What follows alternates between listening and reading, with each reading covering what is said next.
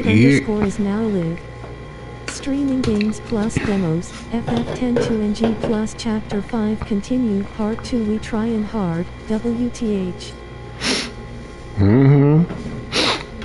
That's right, we are trying our best out here. So, hello, my name is Jay. I'm back from my break. We will be playing for the remainder of the night. So I welcome you to the night stream.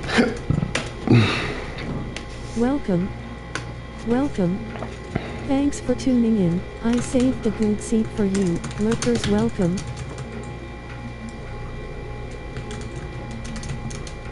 Okay, so the agenda for today, Final Fantasy X-2, a G&Dir, is going to be number 1, finishing the Via Infinito. Number 2, I want to say unlocking all Fiend Cups. Number 3, it's gonna be like, I don't know, like additional stat. So like stat leveling / etc. I'm not gonna be doing the story until I am ready to move on with my life. So here's that. FF10-2 Agenda 1. Finishing the Via Infinito. 2. Unlocking all Fiend Cups. 3. Stat leveling / etc. Alright, so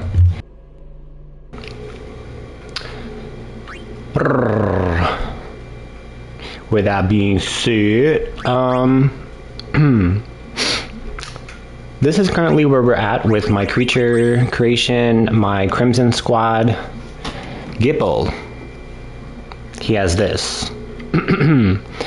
Now, this is not finalized. There's still like, I'm still seeing what works for them, what doesn't. So his auto abilities, I might change them around. I don't feel the need to keep Tetra Ward there. He does have auto haste. So I could get rid of Tetra Ward. Put something else there.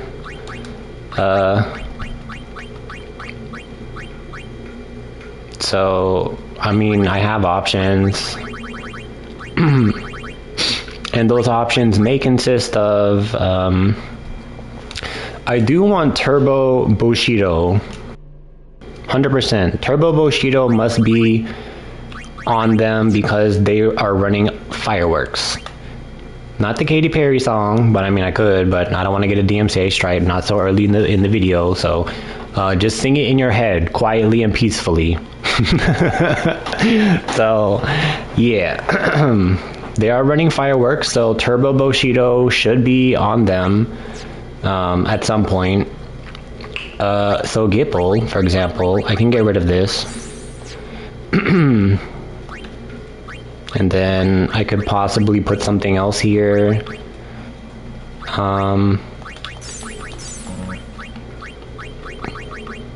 SOS, no, I don't need that.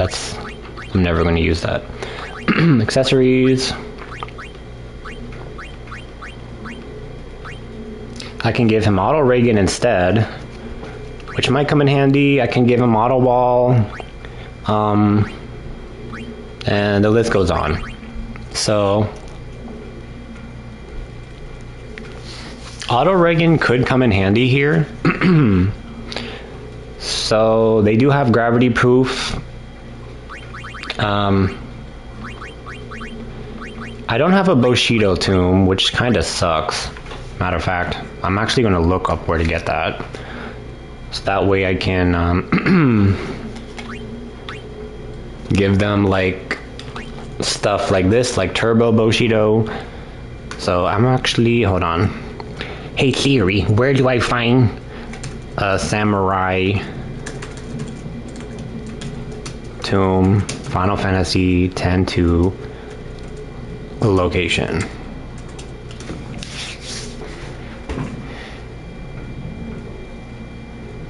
And it might be called the Bushido tomb.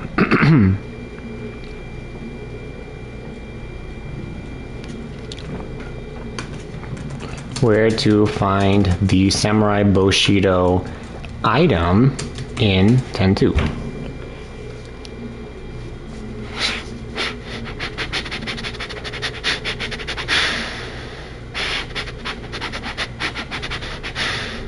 Not fucking the dress sphere, so maybe I need to re-specify. So, like this, Bushido. Where to find the Bushido tomb item?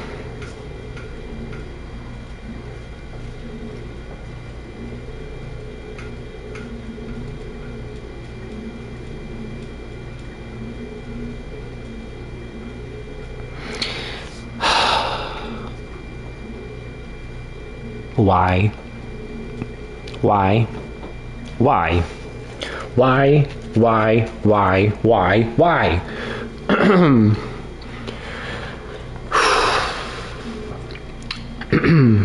According to Bing, the Bushido tomb is not in a normal chest, in the fiend colony.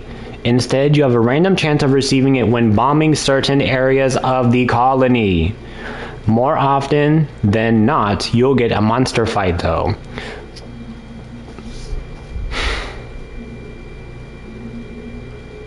Why? Why couldn't a vendor just sell it? Why?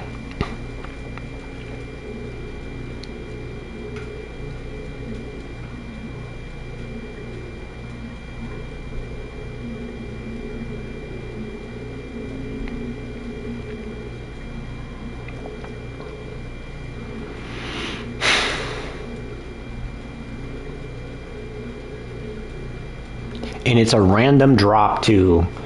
Let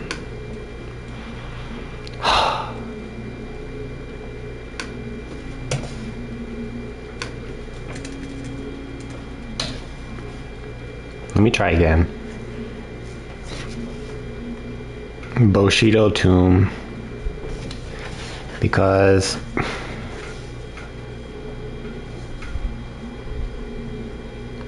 I have the Bushido lore, but they don't need to learn that. They need Turbo Bushido.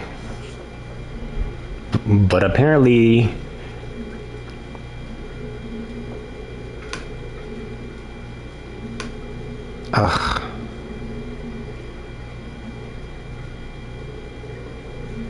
Bushido tombs give you Turbo Bushido. In the Fiend Arena, hold on. Let me see what this post says.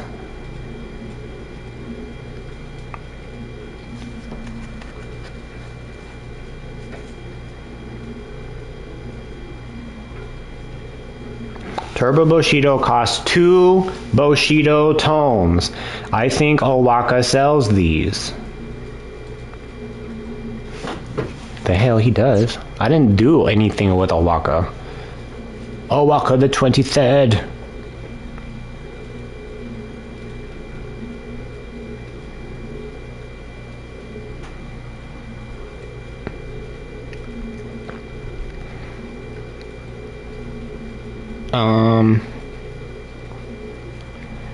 Let me see.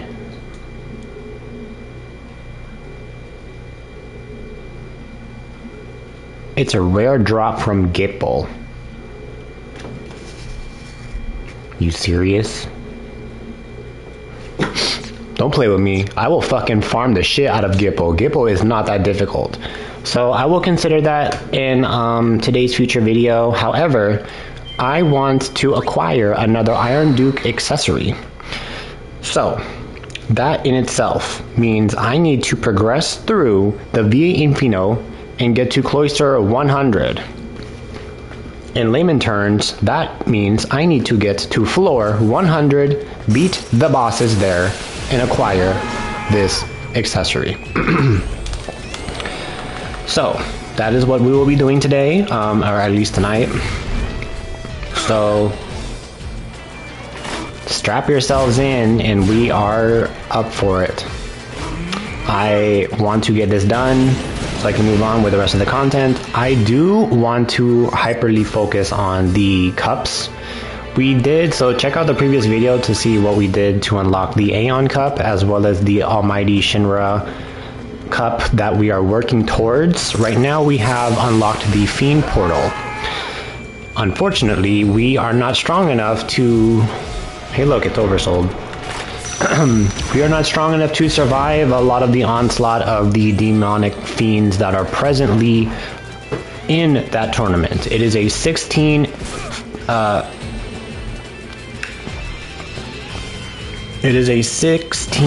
team fight tournament, and all of them are demonic.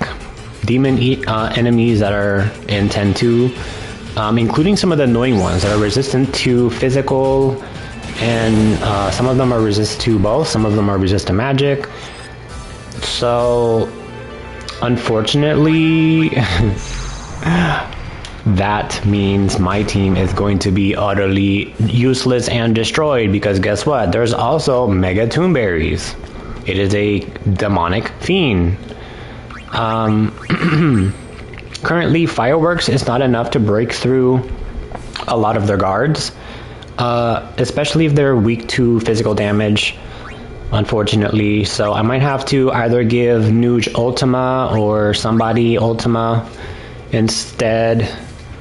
So we'll see after I get this additional accessory. So having another Iron Duke will help out dramatically. You see the difference? One Iron Duke gives me that much. And if I have two, that maxes out pretty much everything to a certain degree, excluding things like evasion and luck, which I'm assuming are kinda around there, if not impossible to level up independently. So that is what we're doing. So if you have not progressed this far into the game, stick around because I will be doing all of it. Also, the V Infinite has every fiend in the game. So if you've been doing the 100% completion and getting the fucking fiend colony, which is the bug central thing, we gotta blow up the walls. Shit that I'm not trying to do. Anyways, if you've done majority of the 100% completion in your run, unlocking annoying fiends to get to, like King Vermin, and other things that I cannot remember off the top of my head, in your run itself, then they will show up here. Like everything in the game that is going to be important for you to oversoul will be here. So it is another way to oversoul all registered fiends from the Via Infinito. You can find here. And I will go into detail about where you can find more information about what to oversoul. So for now, I'm going to be here. And then the next time I have to go to the airship, I will show you. So that way this video can be organized. While I fucking think about life and consider getting these Bushido fucking tunes for my team. Obviously, I'm considering it because their ATB bars are too high, in my opinion. Turbo Bushido, since they all run fireworks, will be a good way for them to bypass the annoyingly huge ATB gauge, since it will dramatically reduce the charge up for the ATB gauge for every single one of them as they spam fireworks. So, because we are unlocking,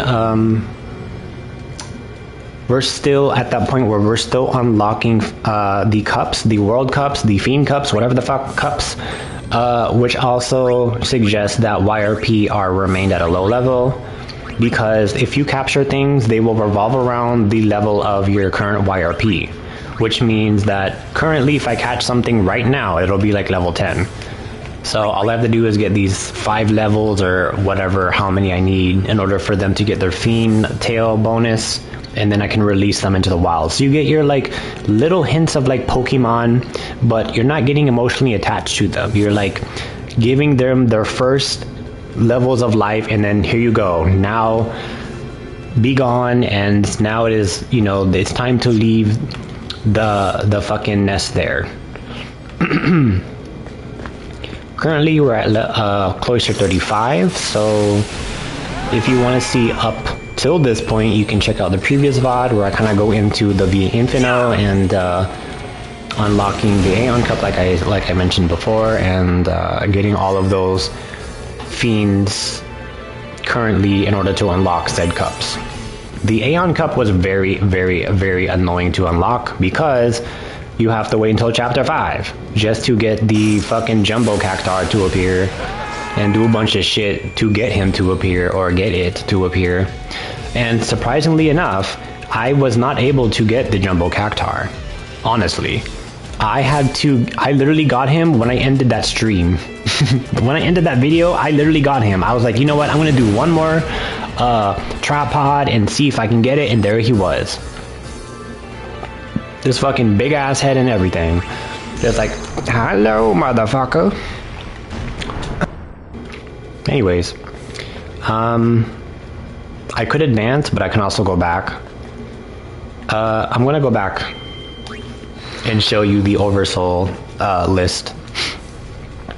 So, if you are starting from the ground up, for example, on Cloister 1, if you have not gone here, the Via Infino opens up at Chapter 5. It's considered one of the endgame contents of its prime of 10-2, because you can pretty much oversoul every known registered fiend in the game. And here is the list of fiends you need to oversoul. You go to Shinra's Bestiary. This, you kind of want to screenshot on your own file so you know what fiends you need to level up. Oversoul. And by oversoul, you need to fight every individual fiend, if not the fiends, depending on how they show up in fights, 10 fucking times.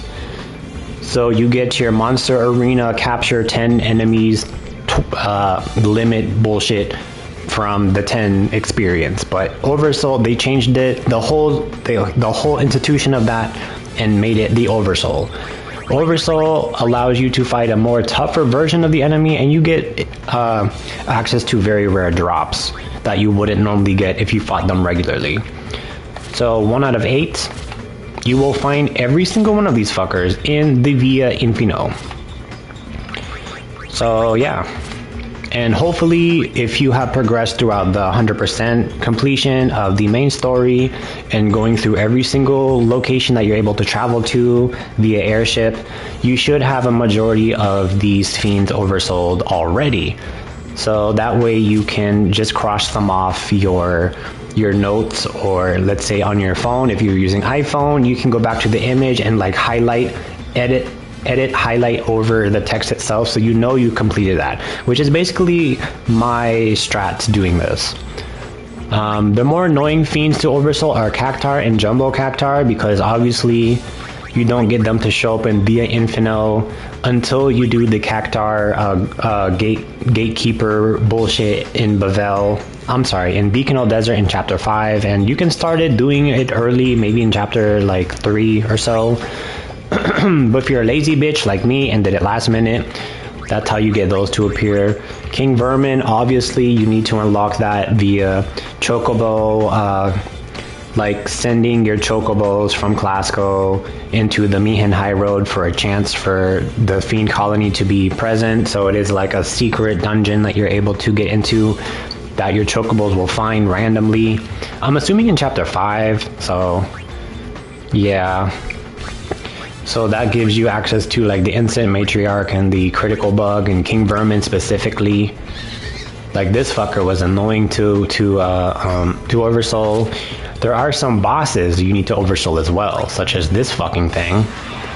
That is a boss on like one of these floors.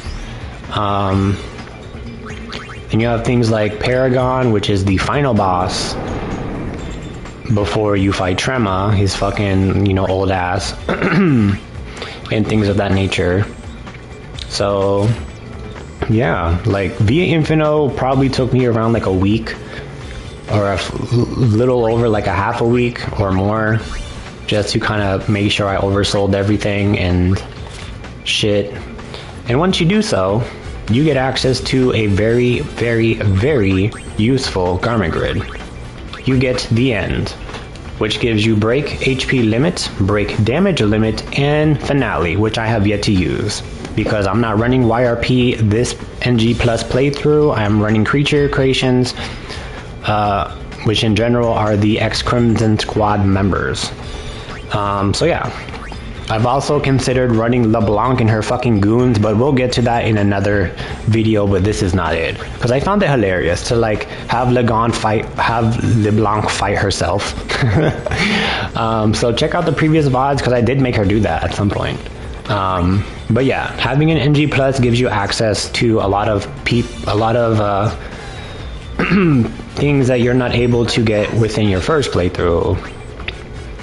For example, people like Lulu and Kamari that you can get if you use a special pod in Besaid. You get Lulu and Kamari and Mount Gagazet, and you get a lot more of your X-Summoner Guardians if you unlock them while you fight them in the Farplane Cup.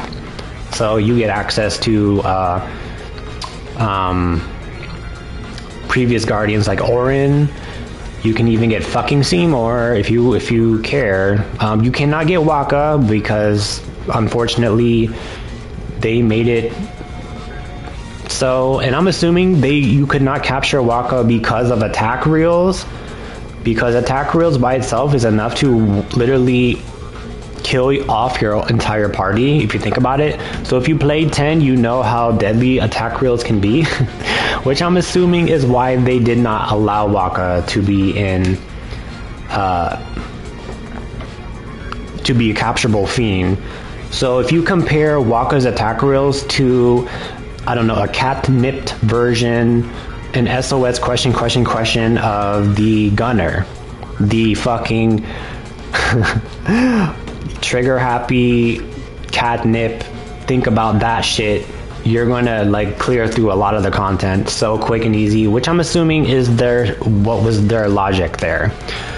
However, you can use Waka in you can recruit Waka for Blitzball if you want to do that and have any interest of playing that outside of 10, which I could do in 10-2, but right now my priority is getting my fiends, aka Gipple, Nuge, and Barrelai to godhood, and making sure that I have access to every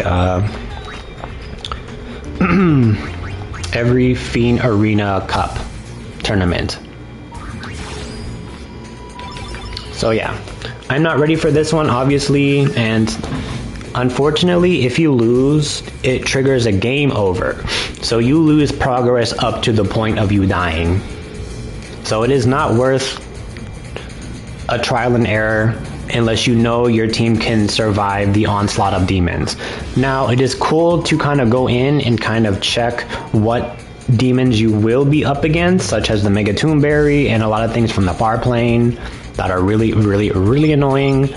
So you kind of want to gear up YRP if you are using them, or whatever creatures that you have for your NG Plus for that reason alone. And that's where I'm at right now.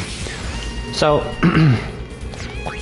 to cut an intro short, we are going back to the V Infinito. So with all the stuff I had mentioned with the Oversoul guide there and like what fiends to Oversoul, let's go back to Bavel. Don't look at my completed percentage because obviously I missed 1% to make it 100%. I do know what I missed. I did redo that segment and made sure I made I completed it to the utmost of my ability. However, it did not register. So I'm assuming I need to beat the game and just allow it to kind of cook that way. So I hope it makes it 100%. But if not, I have to just redo Classco and bite the bullet from start to finish. because that is exactly where I left off at. I made sure to note when my percentages did not match some of the guides I would look at when I did my GameFAQs, when I decided to use a outdated GameFAQs walkthrough, because this game's been out for about like 10 plus years now, which also suggests that some of these guides are extremely outdated. But you know, you can try to find some current ones, or they're you know, especially if you want like visual aids, like YouTube ones, because that's what I did with my 10 one. I followed a visual aid representation through like YouTube,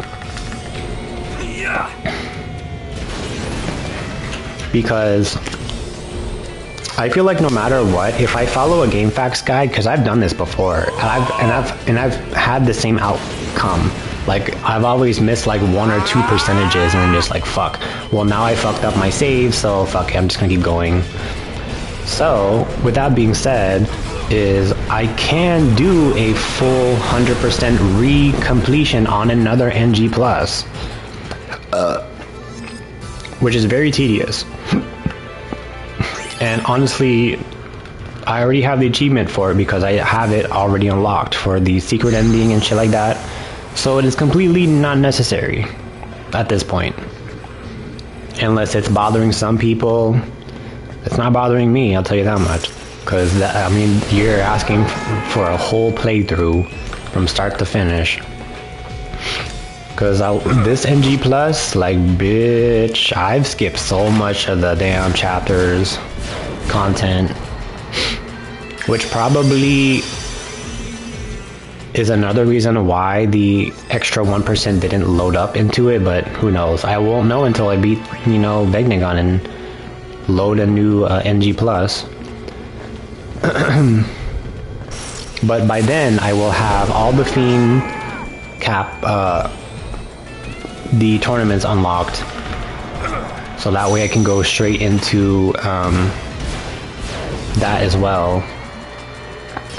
But I am not doing a new game plus until we get the X Crimson members to Godhood and I get a majority of the accessories that I have missed out on. So, yeah.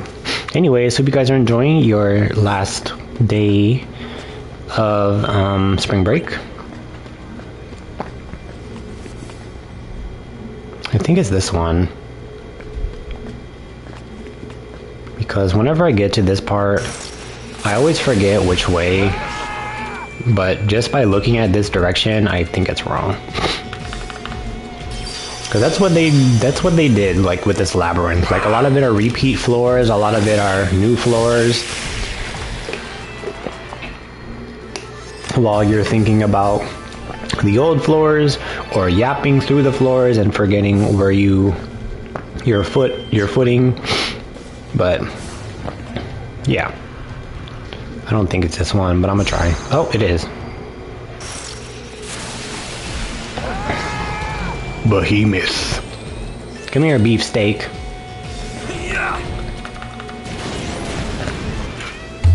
Shit, my bad.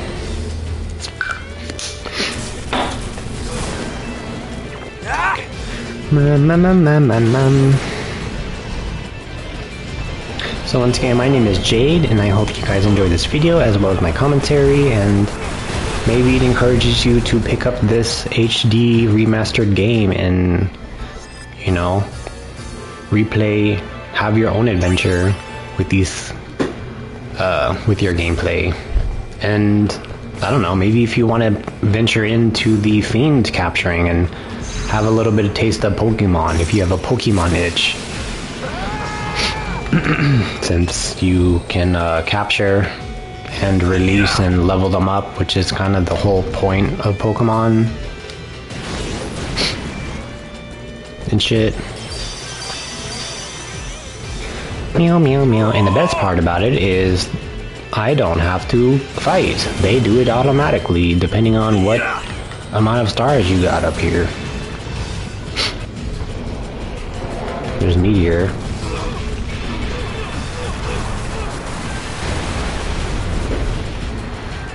Oh!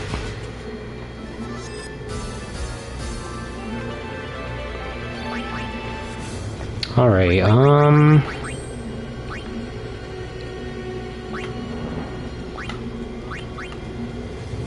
so Gipple.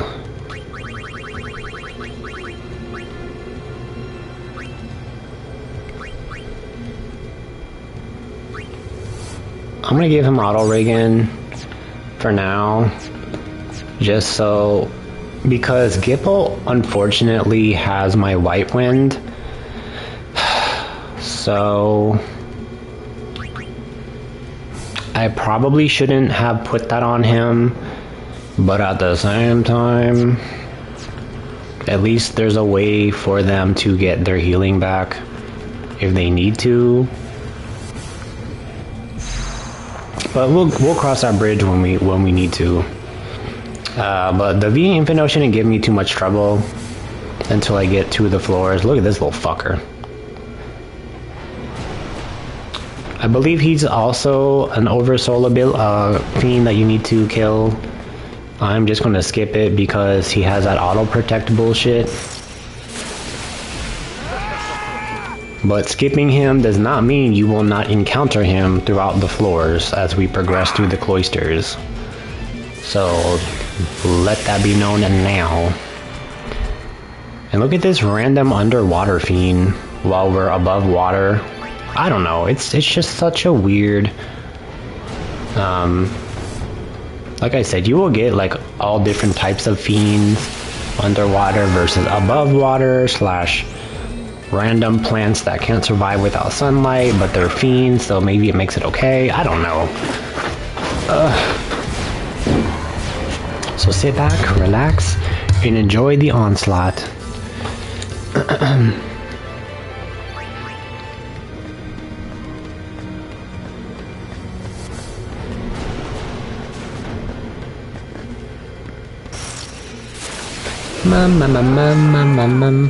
Squishy, on a random dog.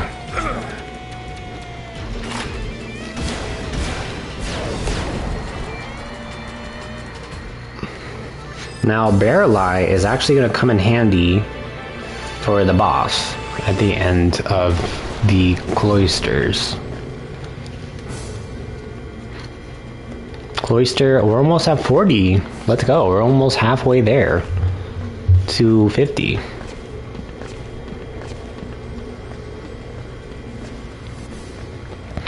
So yeah. Also, if you have not been to Via Infinito and you feel like your current team is not where they should be, if you have been following the 100% completion and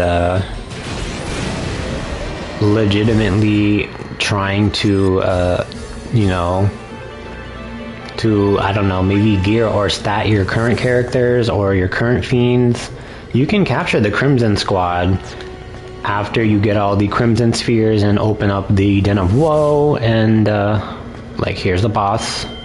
We're gonna return and save. Because once you unlock the Den of Woe, it gives you the ability to capture them.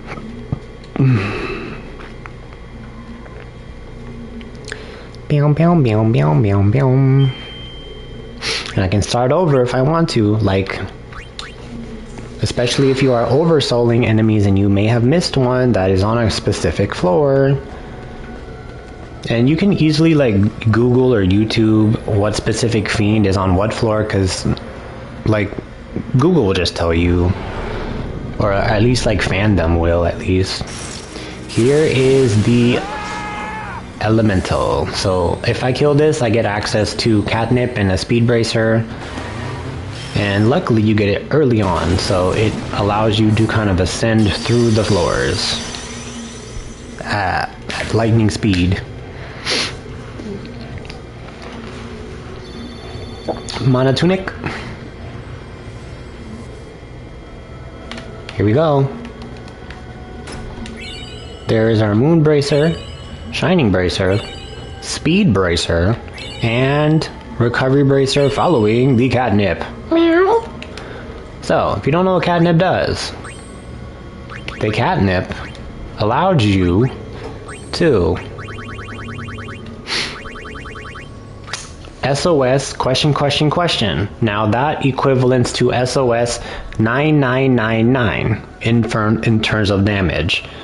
So your character will always hit for 9,999 if they're in an SOS state. So this combined with a speed bracer, and you know, they'll be able to kind of kill everything and shit. So yeah, I would show you, but at the same time is YRP must be kept low. So once you get it, you'll see what I'm talking about. But it pretty much gives you like an SOS ability to always do that amount of damage. So because I'm running Fiends, it probably won't be easy to pull it off unless I do this with Barrel Eye. So Barrel Eye, I'm actually going to set up Catnip by using Bloodlust and this ring. Both of these items you can get in Bavel. By reducing his health and equipping the Catnip will automatically give him low health. Therefore, it will apply the SOS just by equipping and unequipping those two items. So, with that being said, he's going to be on yellow, and if you pay attention to Barrel Eye in the upcoming fights, you will kind of see him wreck shit. So, yeah, we are going to test that in our next fight. Here we go. So, watch Barrel Eye. Dead. Dead. So you can see, you can kind of cheese through a lot of things with this. You can also use and set up your Catnip with Gunner and do that same thing before you go into SOS and trigger Happy, which I could show you, but at the same time is I do not want the YRP to level up. So if you want to do more than 1 or 2 attacks with the SOS question Catnip accessory, try doing that with Catnip and your Gunner, which is kind of what they tell you to do in guides once you acquire the Catnip.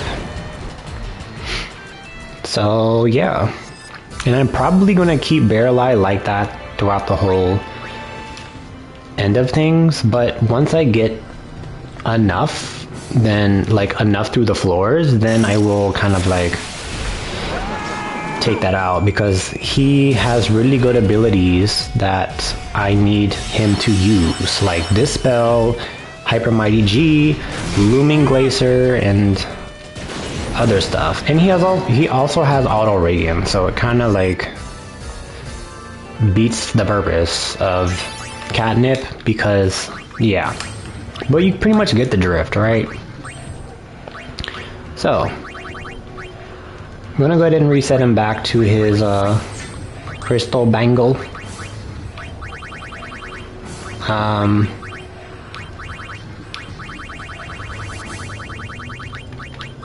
And I believe I gave him a champion belt. Now you're probably wondering why I just am not using the Catnip is because he has Auto Radiant, so he's not going to stay in yellow health. Auto Radiant will kind of, you know, heal him periodically, so he won't stay there as long as he should because of Auto Radiant. And I do not want to take that off because I'm going to need that eventually. I'm going to need that for future fights. Okay.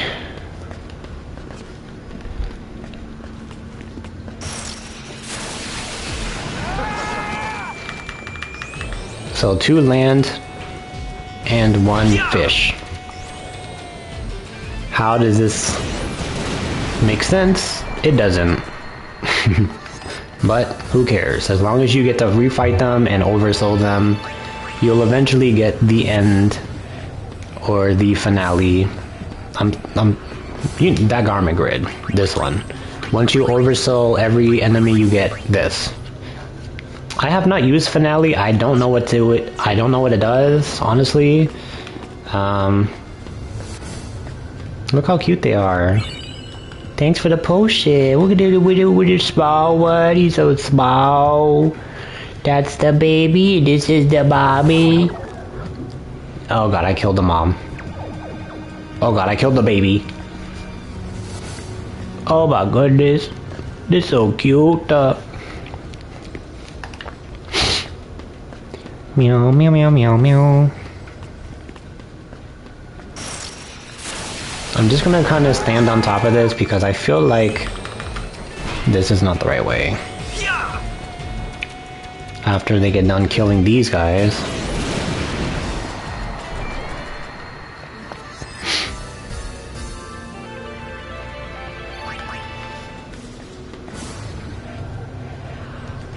I think it's the way. I don't see horns or anything, so we're good. This is the right way. Now this same map will trip you up. They will add like different types of mechanics or different types of hindrances throughout the cloisters as you progress. So yeah.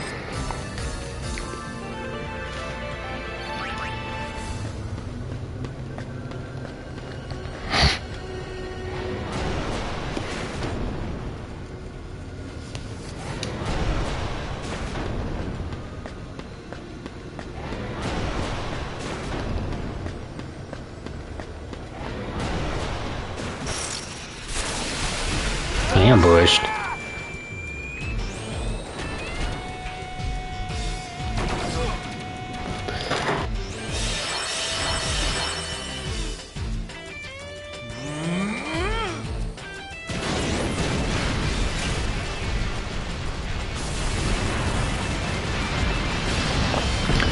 Meow meow meow meow meow meow meow meow meow meow meow.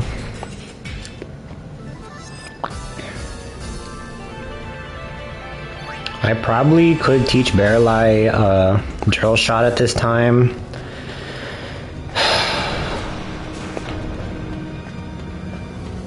But I don't want to.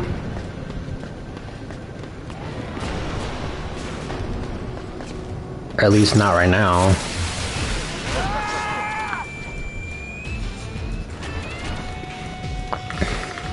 I could. But I don't want to. But I could. But I don't want to. But eventually I might give in and do it. Just so he has his like special technique move. His ultimate power attack.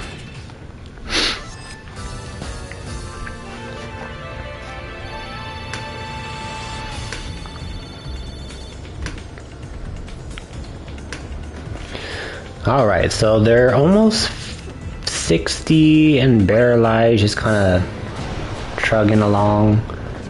So hopefully they'll be like around 70 by the time I get done here. So I'm just going to refresh hit points. Shit. Not Senior Kiki. Hey, you missed. Bitch. Damn, he's still alive. Oh no, he's getting ready to thrust kick. Yeah, he's dead. I don't know why, but they made it so when he dies, he kind of thrust kicks. But it doesn't like fucking yeet your character like it does in fucking 10. Or at least not to me. Not to my knowledge. Meow, meow, meow, meow. Ah, Senor Kiki. Can you imagine getting kicked by that thing? That thing must hurt. Cause it's all like heavy metal and shit.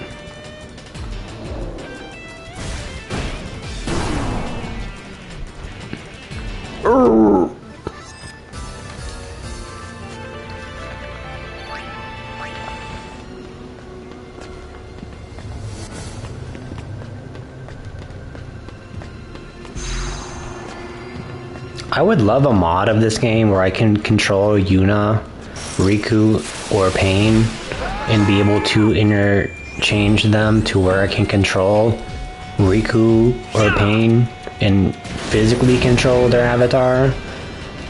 Because a lot of like Tales games, like Tales of Symphonia or like Tales of Berserk, whatever the fuck, a lot of those games, they tend to do that.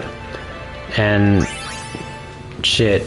And I found it really interesting that Square has not used that same mechanic as well.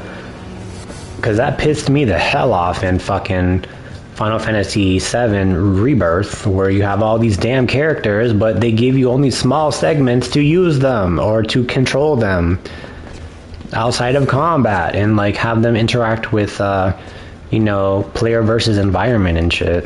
Which is probably the main reason in and of itself why they don't, is because they need another reason to use a character in the sense where you're not just staring at them. Because that's pretty much going to be the next question that people are going to have. Like, let's say in the beginning when you have access to Riku, what next? Even though the shit with Riku does not count, because you don't start getting XP and, you know, Gil until Yuna joins your party, and that's when, you know, you meet up with her in the events following Luca and the concert, you know, crashing and shit. Which gives you the only time to play Riku is during that time when Riku and Pain are running away. Oh, look at his little ass. Look at him, he's so cute. Also, this is pretty much the only time you get to Oversoul, and it's gonna be a confirmed Oversoul that affects your Oversoul list, is these damn cactars that appear in Via Infino. Apparently, if you get an Oversoul in the battle simulator, it doesn't mean that it's checked off, because I've oversold them so many times doing the cactar battle simulator, fighting them over and over and over again, but apparently it didn't register in the oversoul list that they were fucking confirmed oversold. So I don't know, whatever.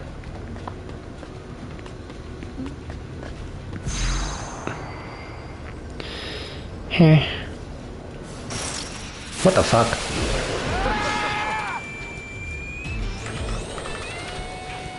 You know, it'd be hilarious if like YRP was down here, because technically in the Den of Woe you have to fight them. You have to fight Riku and Pain again. So technically they could be Pirate Flight fiends. Just saying.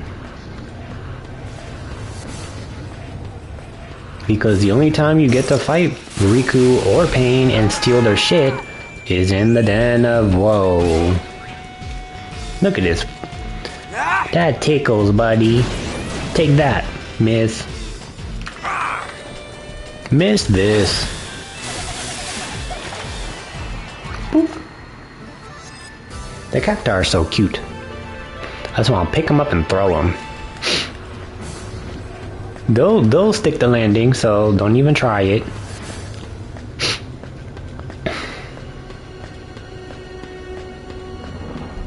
Don't even go there.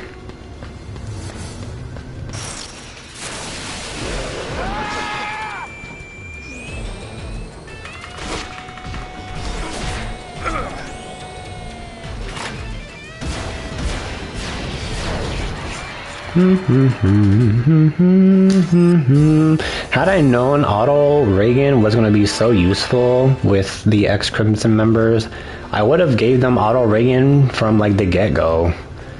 Because now they don't need healing, like they can just Auto Reagan things. The Reagan takes care of it. Alright, we're very close to 50. The little baby one. Meow, meow, meow, meow, meow, meow, meow.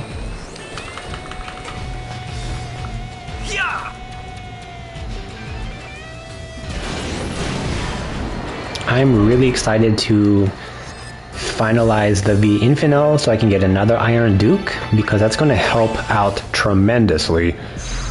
The more Iron Dukies, the better. Since I don't have a Key to Success accessory, an Enterprise accessory yet, or some of the other good ones. I could have gotten another Ragnarok, but I chose not to, because all of these items in question you're able to get once you get the Farplane Cup and some other cups unlocked. Because once you fight some of these enemies again in the battle simulator, they will drop all of those items. Specifically, Majoro Uno, Numerous, whatever his name is, which we will fight eventually. There's Oversoul.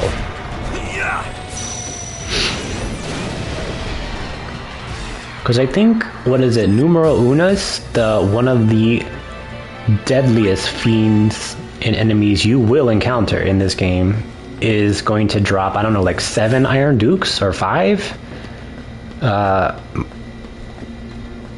And you will see what I'm talking about when I get those cups unlocked. So yeah.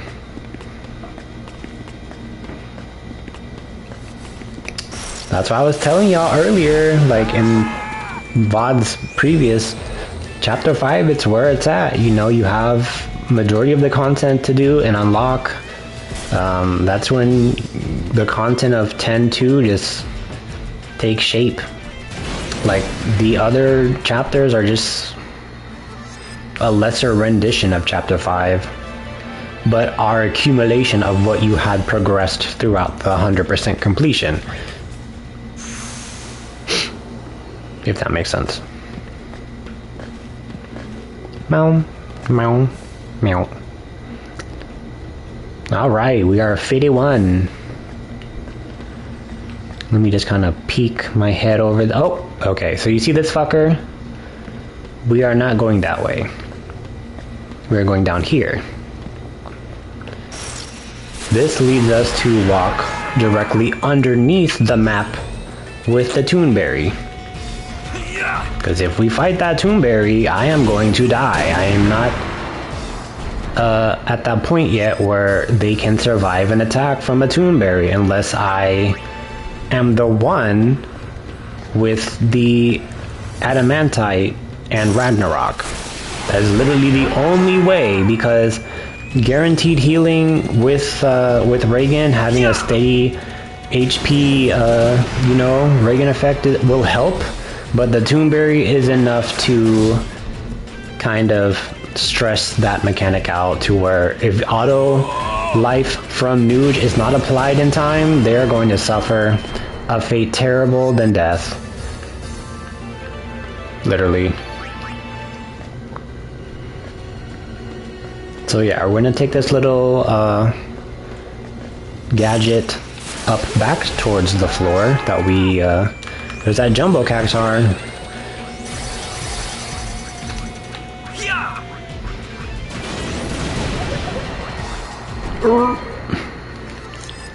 I want him to like fall and like have like a rabbit foot, because I just find that hilarious.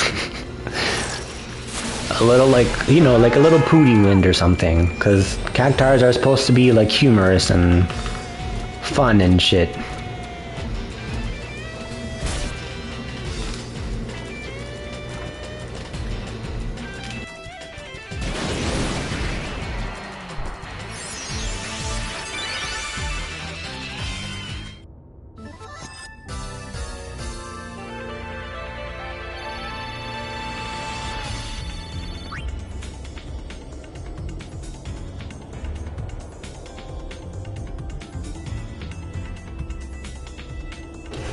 All right.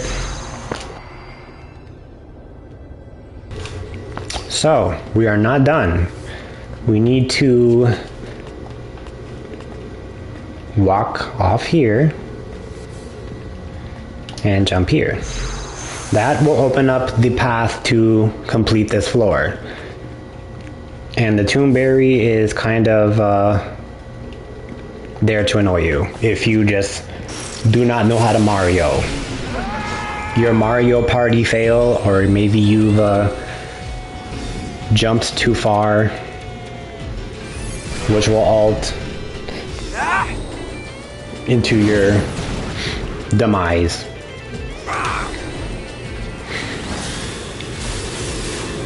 Ooh, grinded.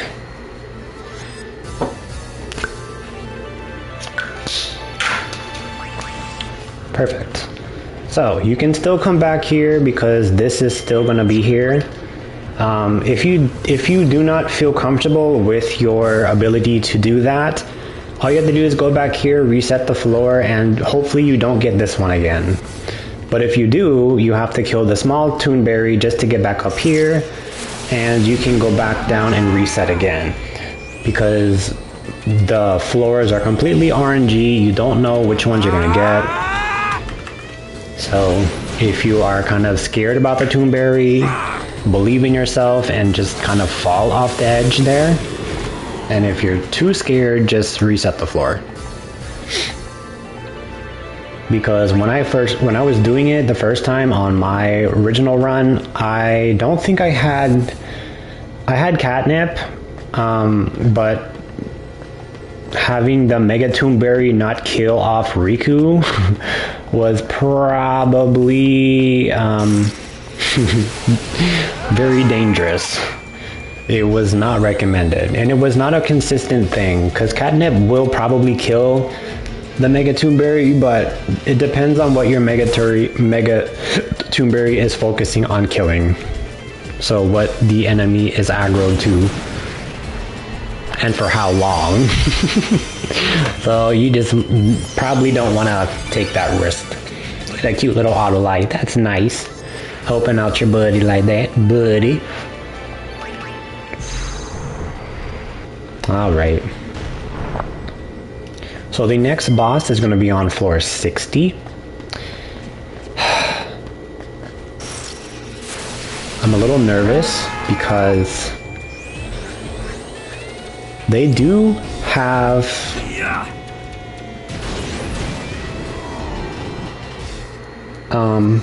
the ribbons.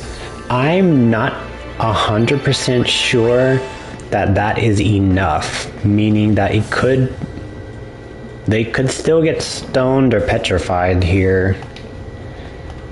So I'm not sure. I'm gonna gauge it because YRP is low.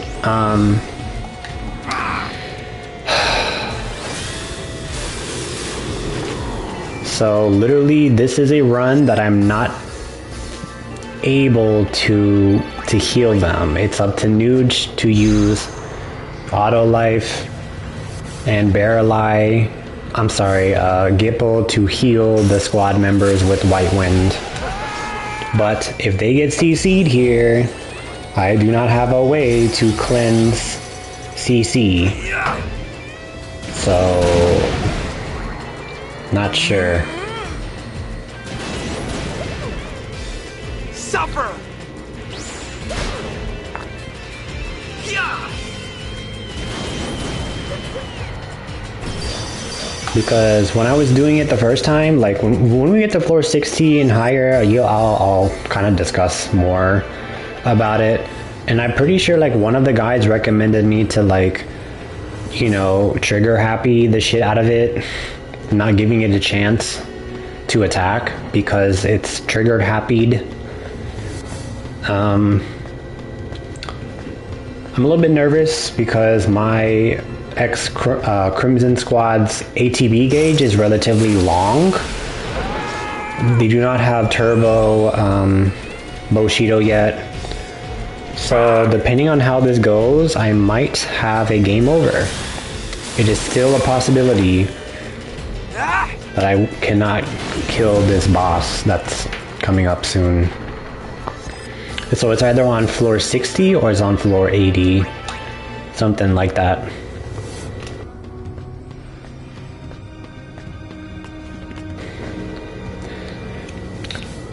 I'm just a kid and my life is a nightmare.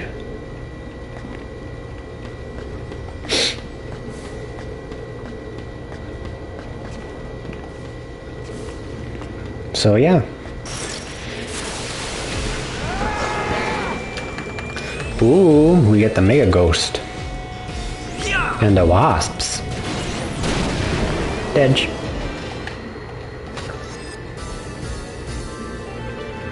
So yeah, out of 10 and 10-2, 10-2 is literally my favorite rendition, and it's my favorite installment of 10.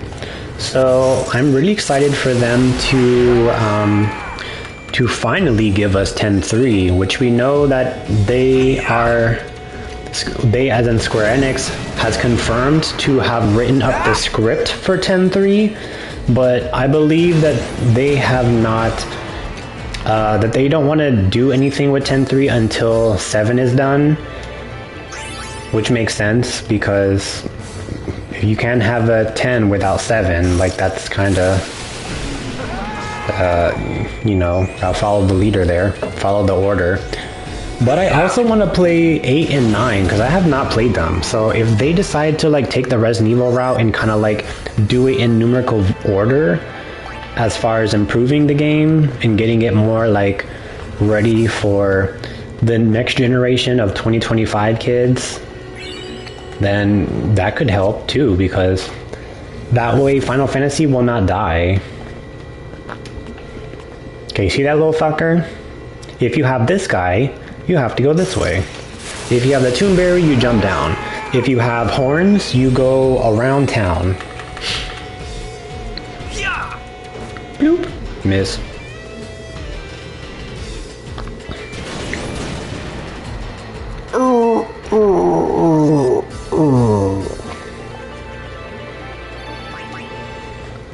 So, horns, you go this way. That triggers paths. Now you...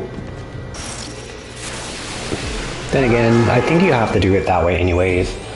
But if not, and you are feeling comfortable in your ability to kill those things, you can fight it. But if you don't want to fight it, that's what you do. And that fucking Drake is very, very, very dangerous. It has damage, it has break damage limit, so it can inflict like 10k on your party here in a single attack, and he attacks very fast. And on top of that, he has auto protect on him at all times. So unless you are god tier at this point, I would not suggest fucking with him until you are... You could probably catnip him down if you are past that point. But again, I do not want to risk a game over, so I will be skipping a majority of these fiends, including the Mega Tonberry, because I can't kill them. And I haven't been able to since... Oh look, the Jumbo Cactuar oversold, and he's another fiend you need to oversoul down here. And that takes care of that if you are oversouling all your enemies for the end garment grid, which is very useful for fiends.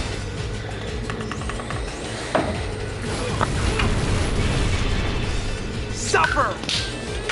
Suffer! See you on the farm. Greedy Aura. He hasn't used that in a while.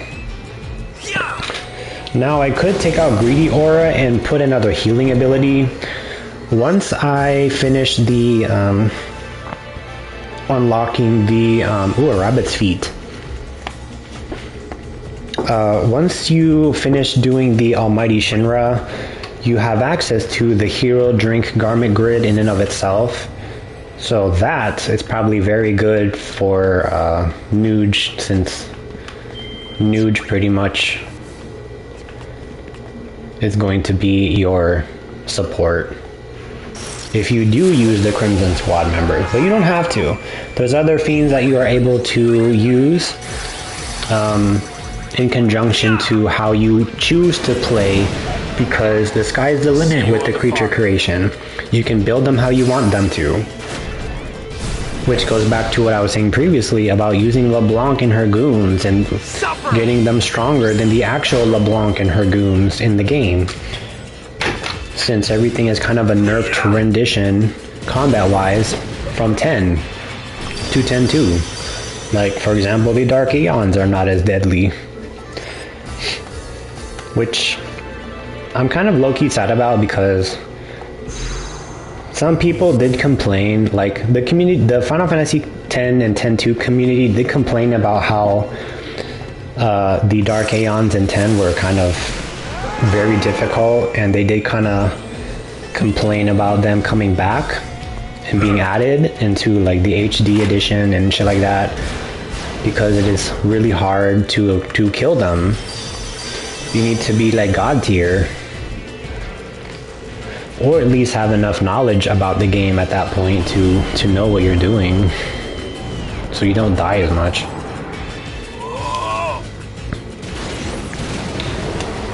But if you're bringing over that knowledge from 10 to 10-2, just don't even bother, because everything is it's a lesser form of their former glory. Like everything.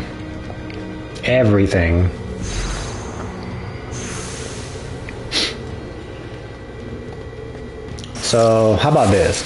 If you want a harder challenge, do 10. If you want an easier challenge, do 10-2. If you are trying to get the lore, you can do 10 to 10-2 and all the extra shit in between, because it's an HD edition, you get access to a bunch of other shit. So think about that. So if you want a handicap, play 10-2. If you want a harder version, play 10. 57. Let's do a kind of a peeky here. Alright. So, unfortunately, I believe I might need to go around town and get those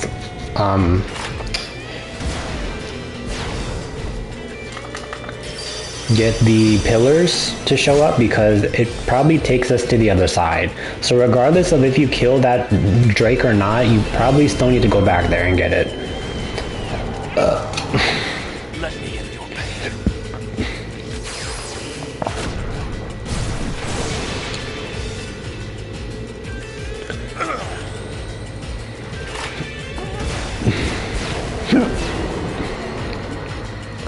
Let me end your pain. Because I don't see a way over to the other side. So allow me to do that now. Fucking combat. Bird. Bird. Bird is a word. Aw, damn. You hit nude, you bastard. Bird. Aw, right in the face, too.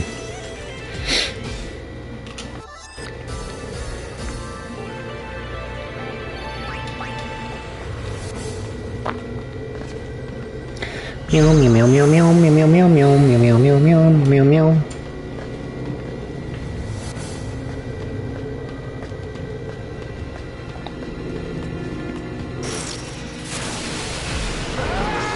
Bird, go away. Damn, look at the talons on that thing. Talons on fleek.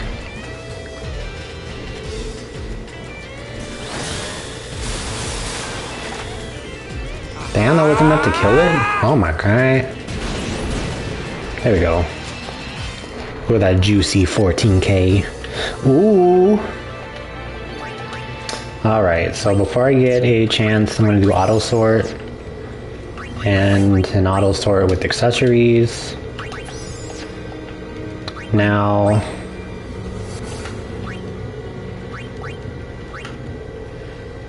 Nuge does not have good luck.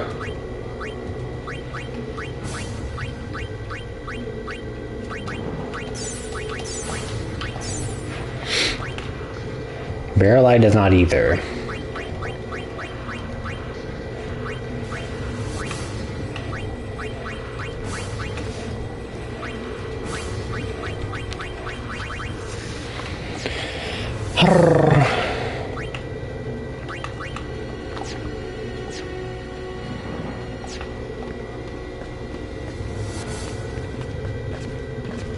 Boing, boing, boing. Boing. 58. 2 more and run. Cloister 60.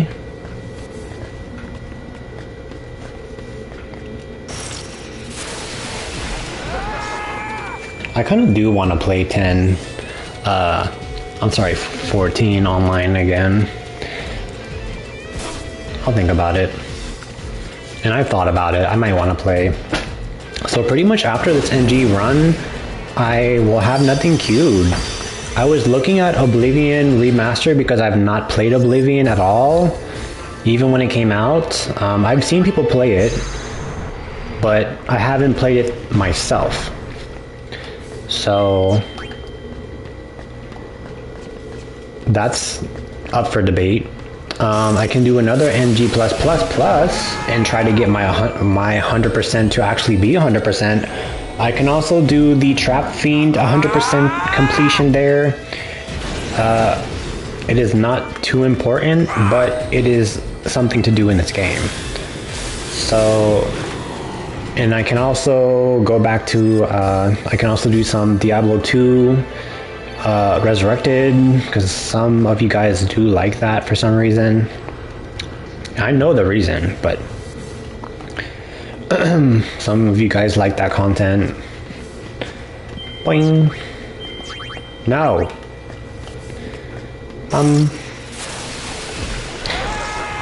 Damn, this big bitch. Body yaddy yaddy yaddy yaddy yaddy. Big bully cop. That is another fiend you need to oversoul, as well as the other thing I just killed. The shelled fiend. Body yaddy yaddy yaddy yaddy yaddy.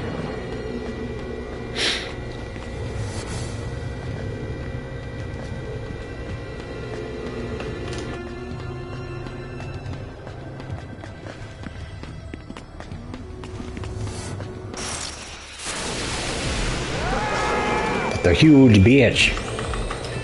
That's a huge bitch.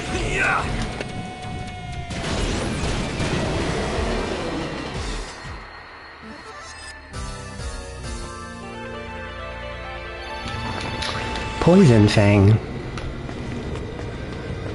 Alright. Look at the little guy. Look at him. 3 damage. He's so cute. And he's dead.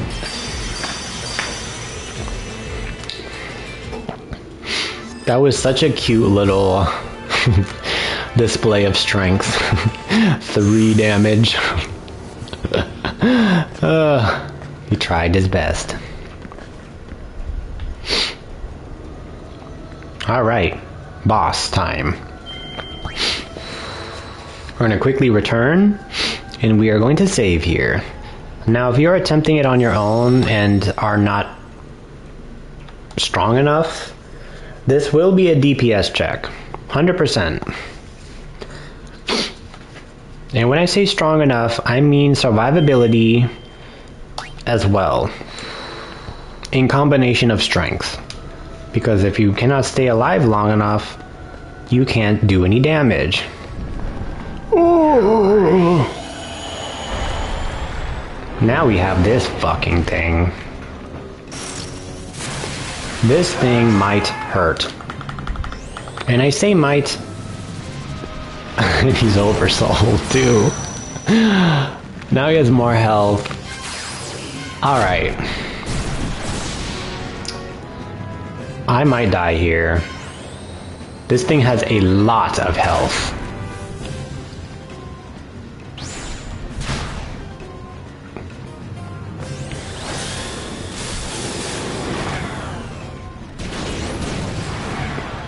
So as you can see, luckily he's oversold. So hopefully he won't do his annoying shit like Megaton Press, which will instantly kill the unfortunate soul that he does that on. So yeah. This will take a long time, but it'll be easier because this guy has a lot of health, does a lot of damage. Flare. And Bear lies dead.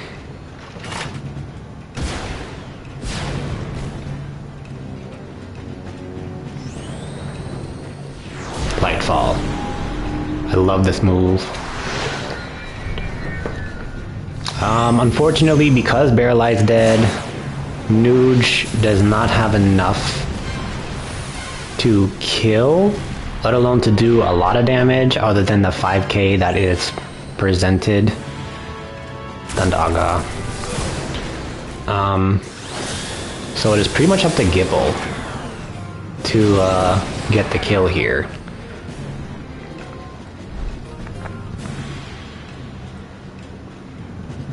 So this is actually going to be a much longer fight. Unless he kills Gipple for some reason. And for that reason, I'm going to make sure that Nuge casts Auto Life. Unfortunately, you can't use it on someone who's dead, but you can still do it. Grinder, make sure that's 5-starred. Bring him down to 3 stars. Flare. There's Auto Life. Auto Life on himself. Smart man. Fireworks. Flare. Perfect.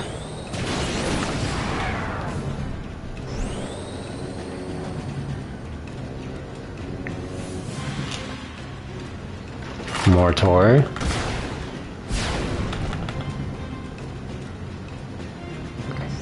I want another Auto Life on Gipple.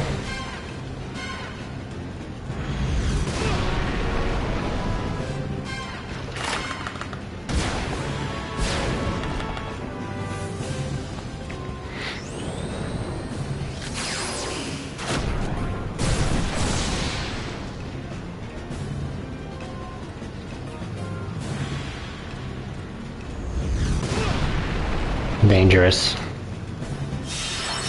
Nice white wind from Gipple. Lightfall. I don't need to improve stars because this automatically hits for 5k. Even though it's a longer animation, but I'd rather him do it than fucking 300 damage like he was doing earlier. So at least it's something. There's Demi. That shouldn't affect both of them.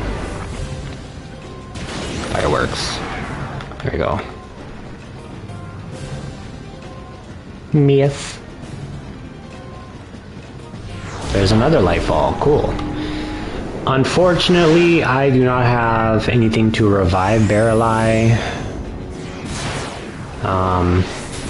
But like I said, this damn turtle is going, or the slug escargot pudding is a definite DPS check. Okay, so he's staring at Gipple. That's an auto life to me. Animation. Grinder.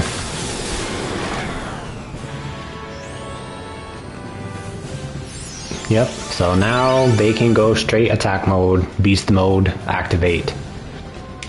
Poor Barreleye.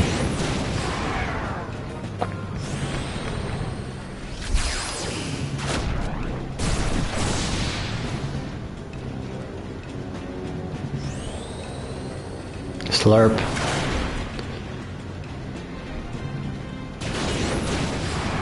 Nice.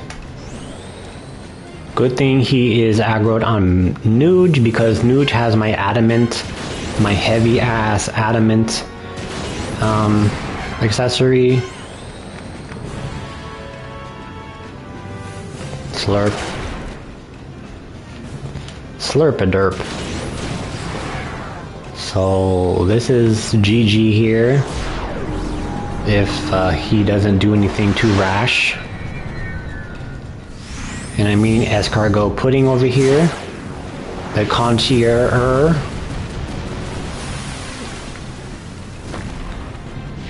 5k.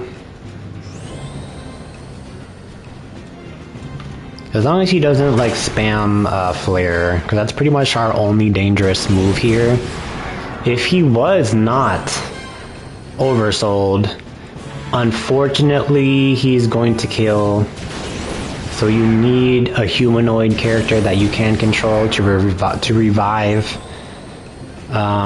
Because Megaton Press will instantly kill that unfortunate soul he does it on. It is a single target.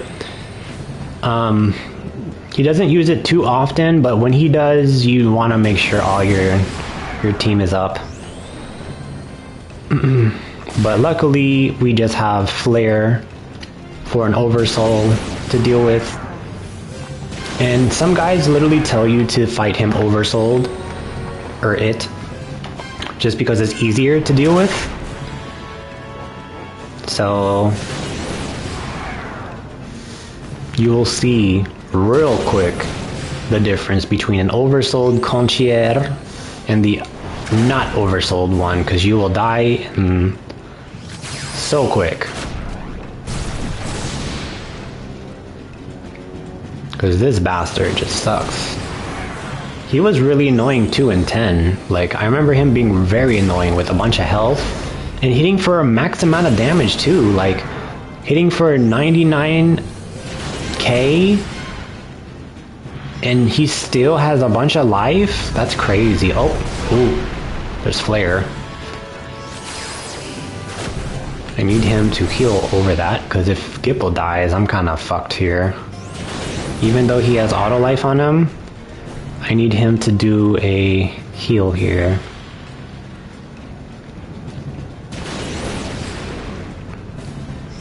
Here we go.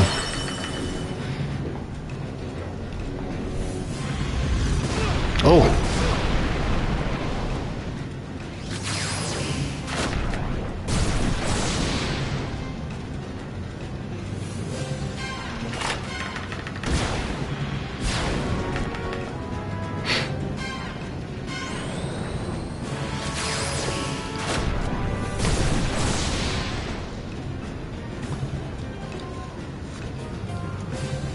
Thundaga.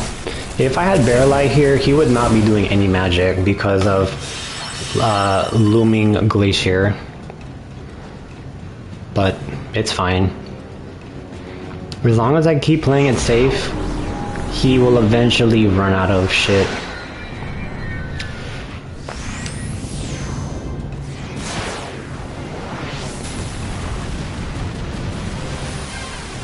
But yeah, expect a very long fight here. Like, that much is kinda guaranteed. Flare.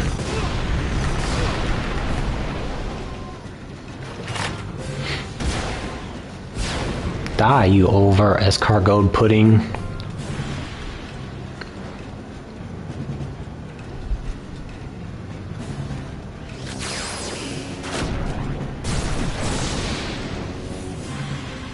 I should probably take Greedy Ore and put something else here. Maybe I'll put Full Life or something. But unfortunately, if Nuge casts Full Life when he's not supposed to, it's going to siphon a lot of his MP, because Full Life is 99 MP to cast. So we'll see here.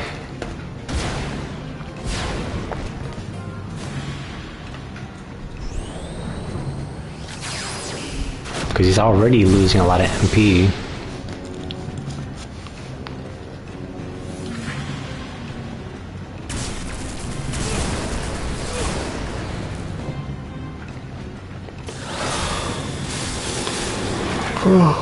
Excuse me. But I believe in the remaining two members to kill the escargot.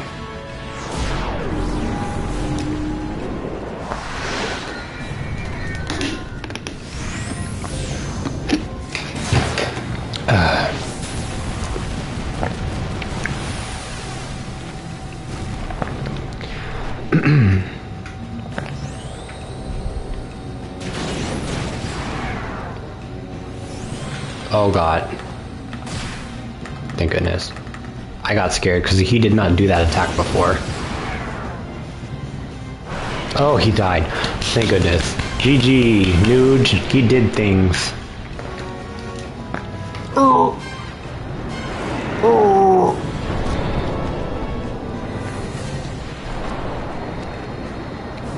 Nasty slime and goo. Goo goo Pikachu. Crystal gloves. Level up. Bearlie, unfortunately, passed away. He's not here. Who? Trema. Who's that? Trema is the founder of New Yevon. He kept all of the spheres from Spear's past to himself and then vanished without a trace. That bastard. Who would have thought he'd crawl down here? But that was a year ago. So he's probably already... Yep. Dead? Maybe he was from the start. They say he was able to control the most powerful of fiends. Which is why I really think we should go home now. No, Riku, this is important. Powerful fiends means he can resummon New Yevon. New Yevon is technically a fiend. They just don't tell you that, but he is. It's a separate entity. So.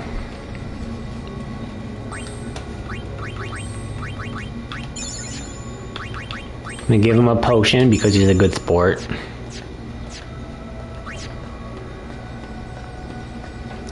DPS check is over.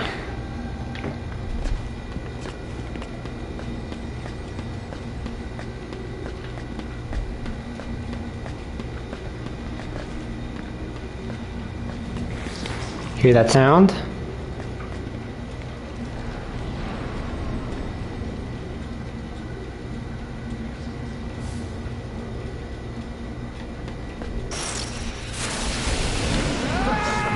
Now you get the hard stuff. The Mega Tomb Berries. The instant deaths.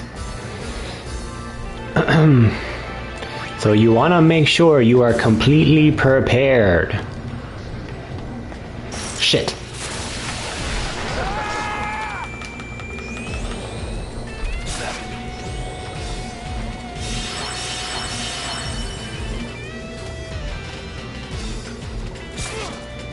For them.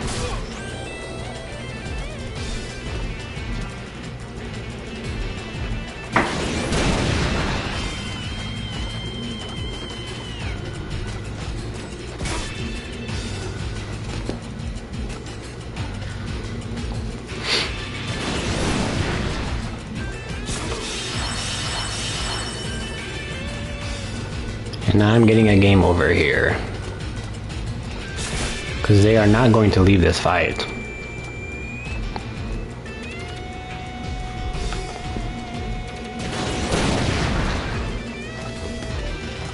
But I'm going to keep it on the lowest amount of stars because that is going to make the fight a lot longer. However, thanks to this move right here, and the shit that they have available to, they will eventually overcome the darkness. One down, Big Mama to go. Unfortunately, Nuge here is running low on MP.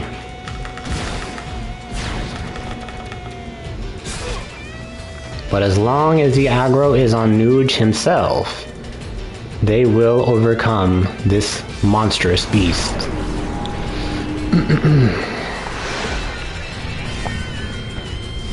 And I have to win here because guess what? If I get a game over, I have to kill Escargot Pudding again. So, unfortunately, they're going to play on no stars, which is going to hinder the amount of damage they take and receive, as well as their output themselves. Unless I can kind of manipulate Gipple's moves.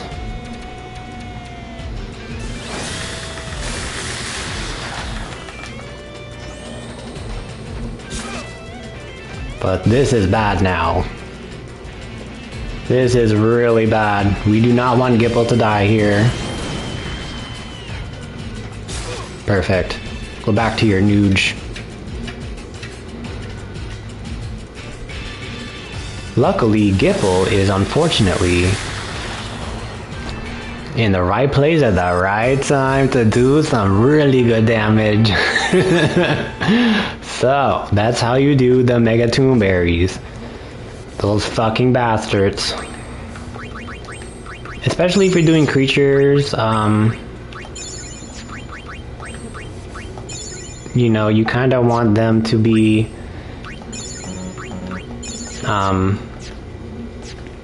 well, you saw it. Now, there are ways to run past him. I just got unfortunately clipped on the side there, so...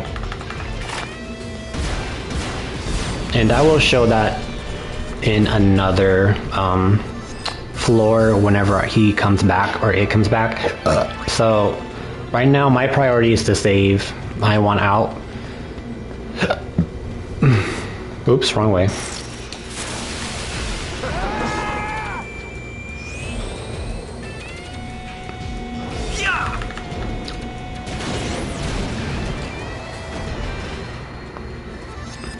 Meow, meow, meow, meow, meow, meow.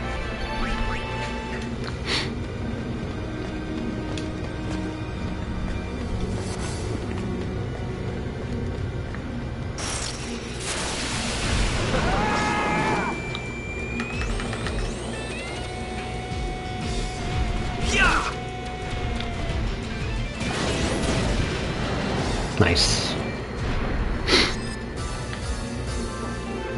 Alright, I do want to save, but I also want to progress this floor. However, this is important to do so we are going to prioritize saving at this very moment, since we did do the concierge, which unfortunately must be oversold in order to get the end garment grid. So, once you fight him, the upcoming floors, you will be able to encounter him within the upcoming floors in order to oversoul him.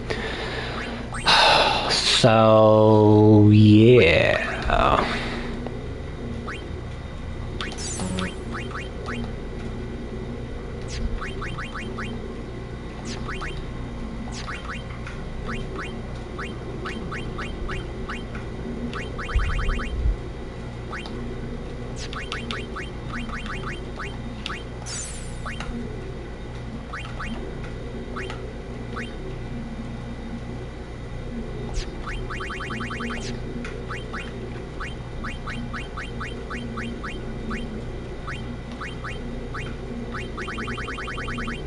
Okay.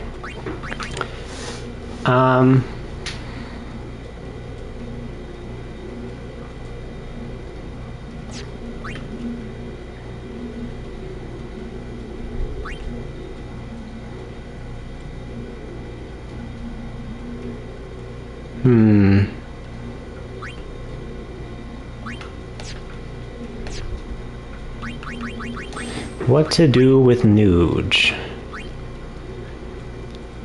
Now, I can do this, which makes him have 1 MP cost.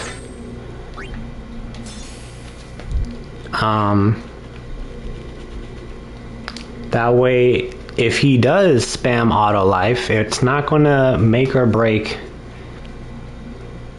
all of that shit.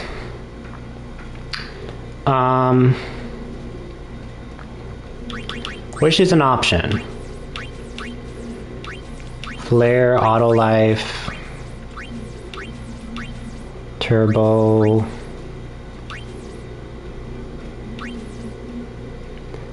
turbo Bushido,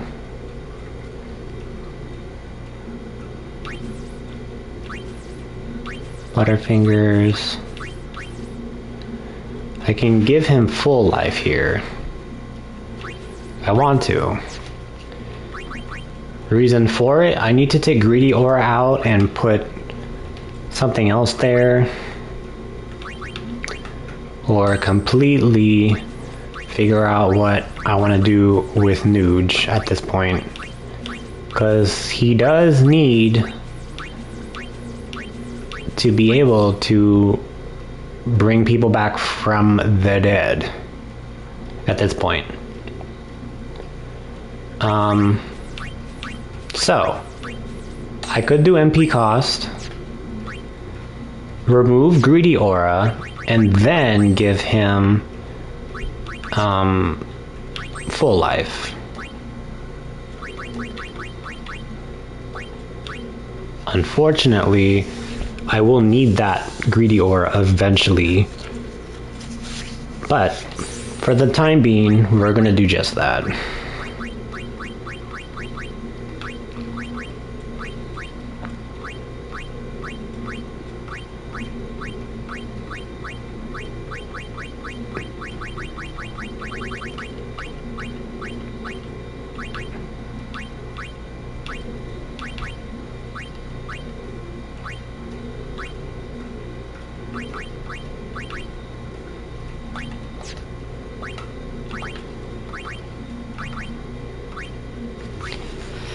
So I can give life if I need to. Full life from Mega Phoenix is there.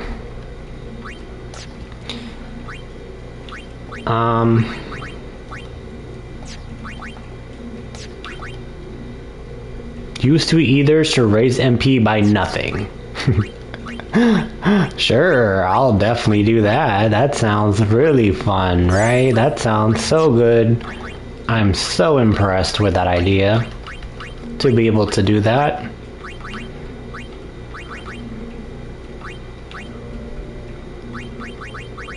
So now that we have one life, one MP cost, we should be fine here with Mascot equipped for the ribbon and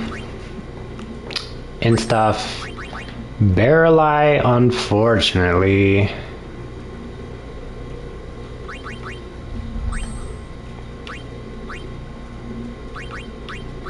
will die.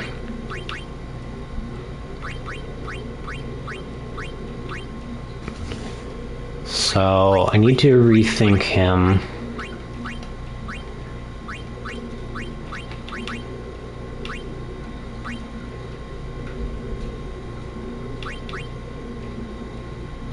Presently.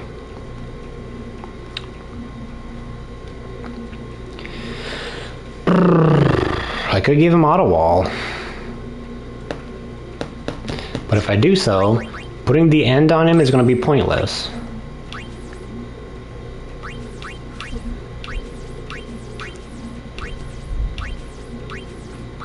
I could give him Ultima too, which might come in handy for the Fiend portal bullshit. His magic is kind of caca though.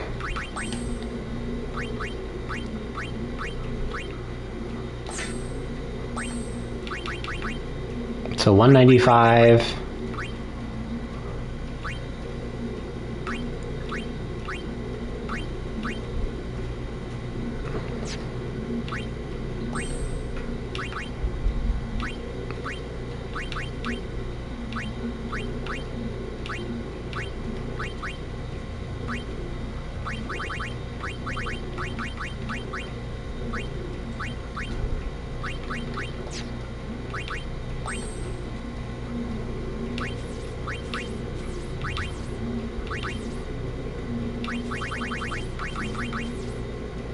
I can even give him Turbo Bushido if I want to, but he now has another skill.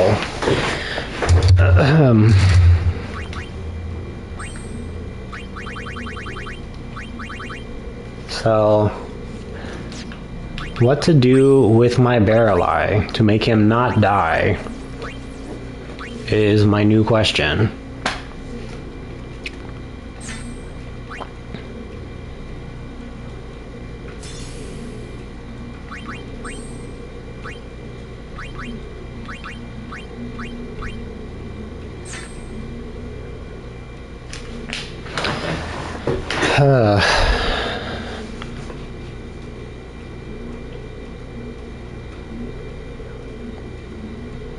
Like, I would give him auto wall too, because that could help.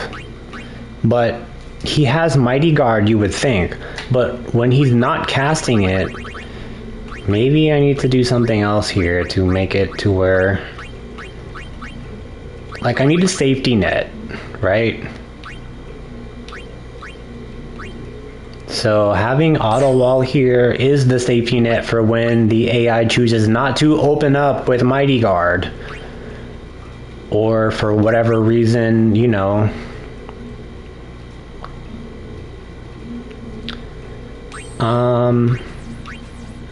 I can also give him 1 MP cost. I can give him Ultima. I can also give this man auto life. So that way he can use it on his own fucking damn self.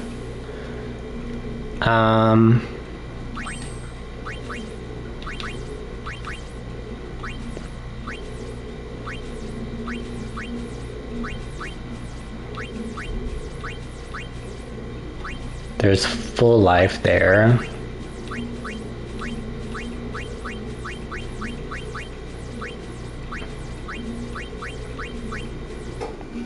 Mughal Kirja.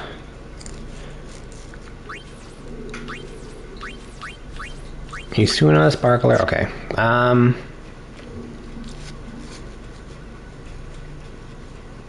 gonna try this. If this doesn't work, then something's wrong here. Because his defense is really low, if you ask me. But if I remove it, I remove legit a lot of his other stuff. Unless I give him, like...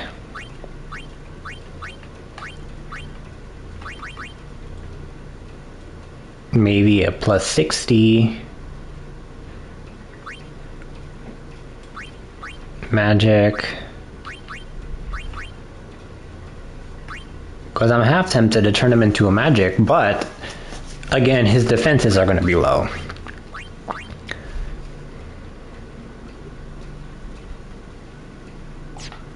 So auto wall is not enough to bypass the damage output of the Mega Tomb Berry, so let that be known now if that's what you guys are trying to think about when you're trying to do the Mega Tomb Berry. The only item that will help you against a Mega Tomb Berry is this right here. This gives you auto wall plus maxes out completely your defensive stats. So yeah.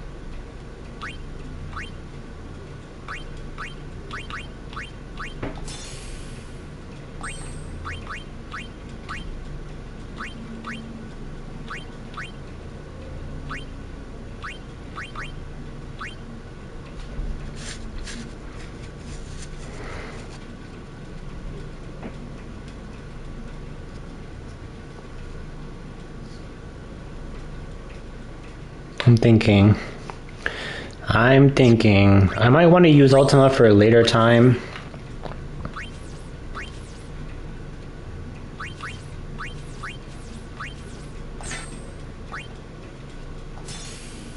I can give him this,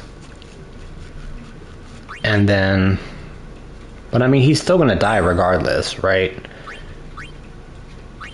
Like, despite me even doing this, he's still gonna die. Because I'm taking him right back to where he was. So the only thing I could do is give him auto life and keep him right here.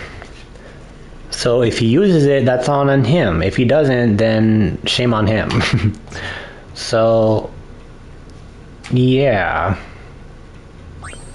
And Nuge has 1 MP cost, auto life with full life.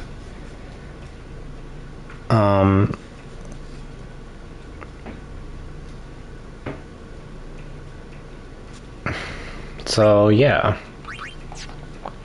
let's try that. If it doesn't work, then I'll kind of rethink this strat, because having him too tanky kind of takes away from the output DPS. However, it kind of pressures everything on Gipple. If Gipple dies, my whole fight is now fucked. Look at him. Look at him. Look at the back of his head. I'm gonna smack the back of his neck. But anyways, yeah. It puts a lot of pressure on Gipple, that's all. But if it means that my survivability is improved by a certain degree, then by all means.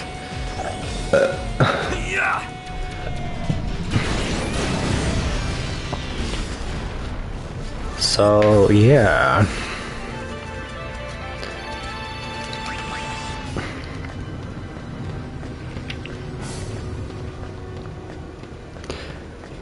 Because my whole goal of doing the VA Infino is to obtaining an Iron Duke accessory that I can put on Barreleye, which will dramatically improve his survivability and overall stats. And there's an auto life. So, hopefully we can get to the Cloister 100 with no problem. But if it does indeed present one, then I'll have to rethink things, that's all. Which is not a problem. Because some things are strategic, some things are not. And there's auto life again. And there's a fucking full life that was useless. So unfortunately, the auto lives are going to be nice, but if they keep spamming it, they're gonna run out of MP.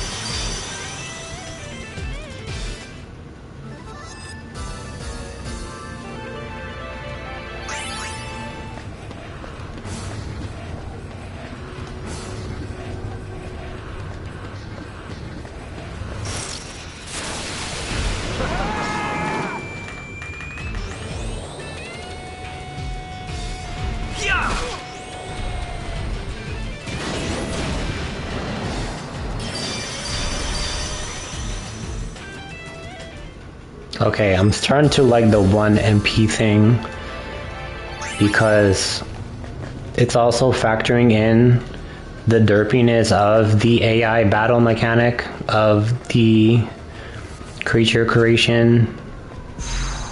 So that's also helpful. So hopefully that's enough. Because I can still think of other ways that the team could still get fucked in the ass.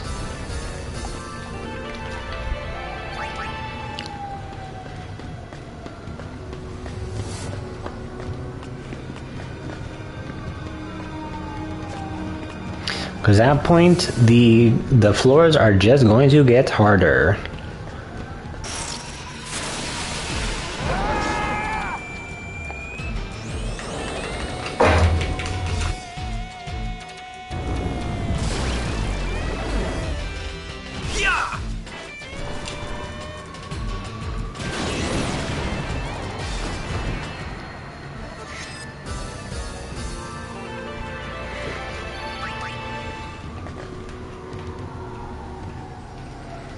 $63.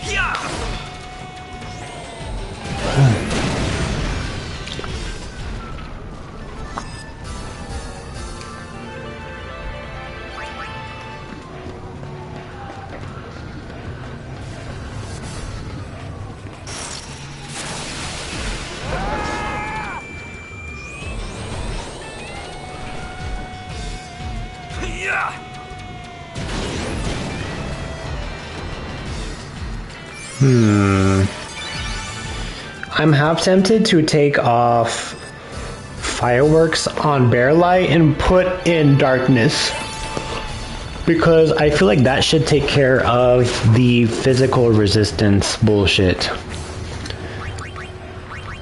from those damn enemies.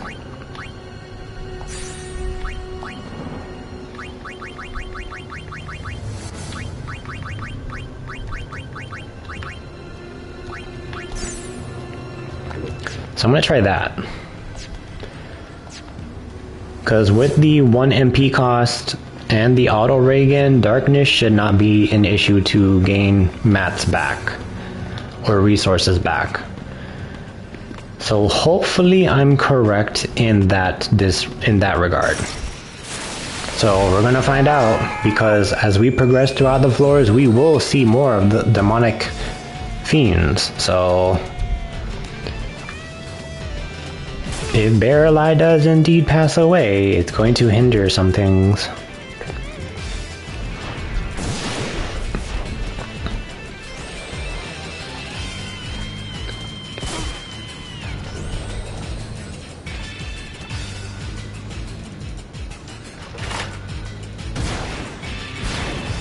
Boom. Unfortunately, Barreleye does not hit hard. I can make it so, but he has no fucking defense at this point. Alright, here's when things get dangerous.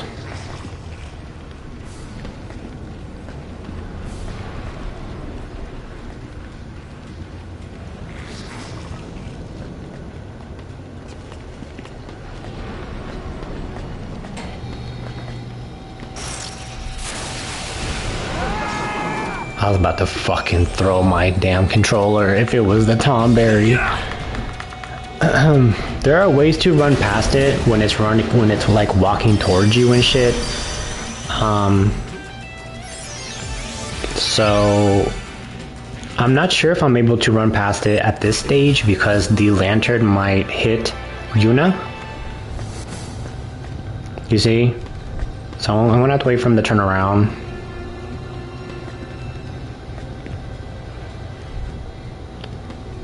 There we go.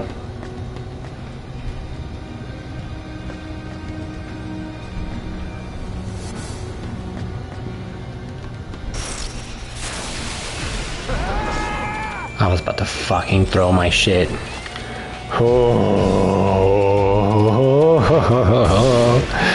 Bruh.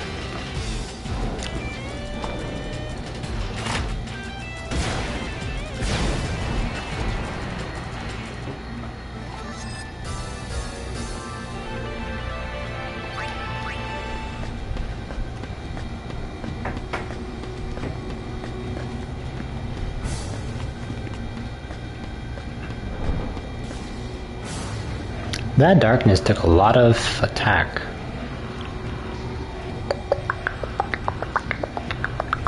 I mean, a lot of fucking HP off of him.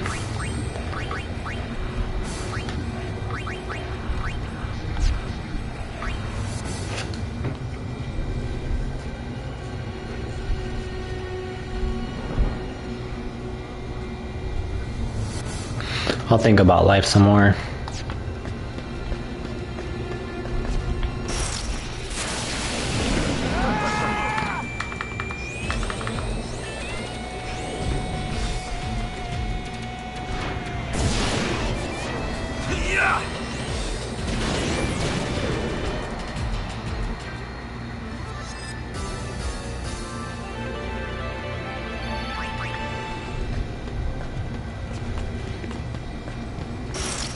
Oops.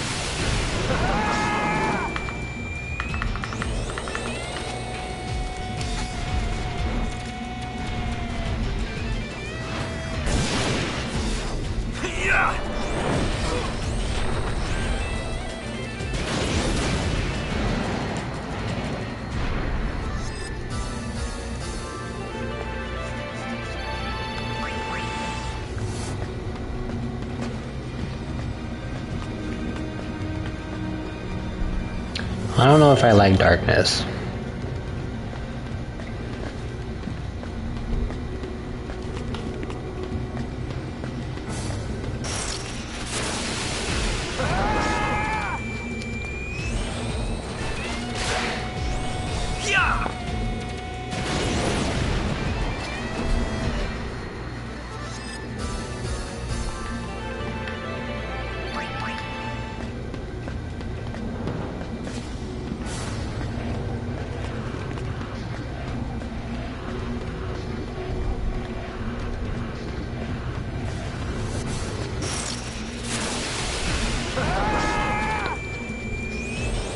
I'm still thinking about removing it, possibly replacing it, because it's not going to do a lot of damage on Barreleye, and right now his thing is survivability.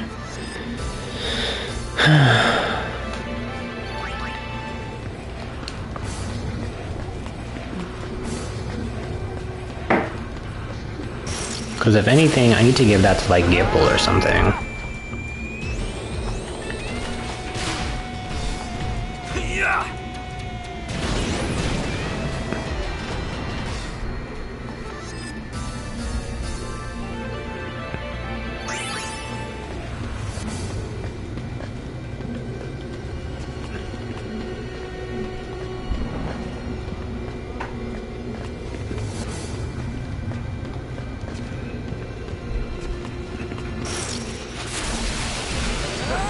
I went the wrong way, my bad. So from here you go up and then you go the same direction from where you came from with the Tomberry. I'm just so distracted because I'm looking at how my team is right now and comparing it to where they should be by the end, by the end of the cloister.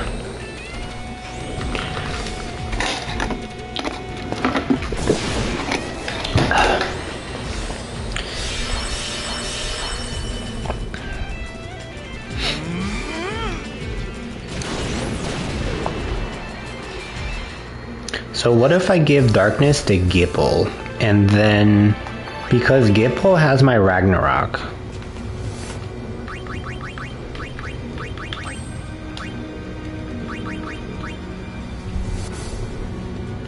and then give fireworks back to Barreleye since he has that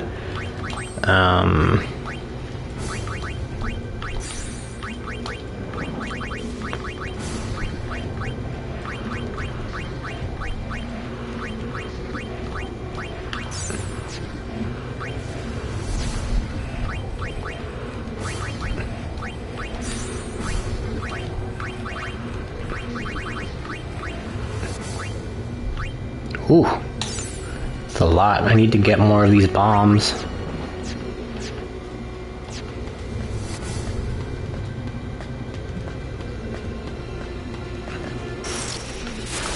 which are in the damn fiend colony, unfortunately.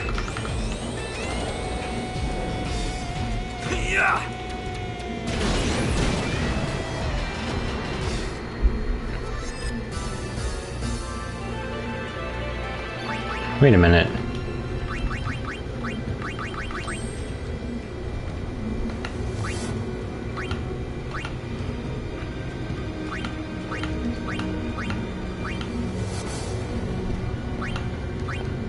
What?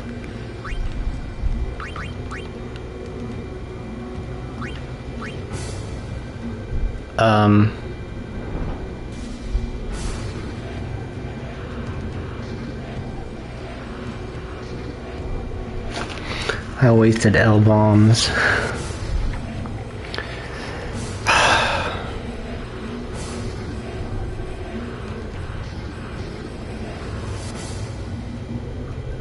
I need darkness to work. I need it on my team, so I need more L bombs actually. She's gonna fucking suck.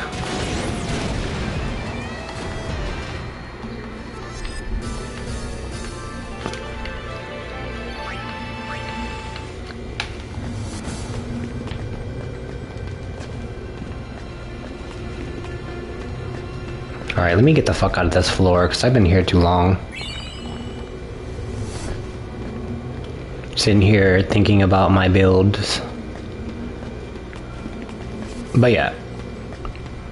All I do know is you do need darkness to bypass a lot of immunities that Fireworks does present to specific fiends.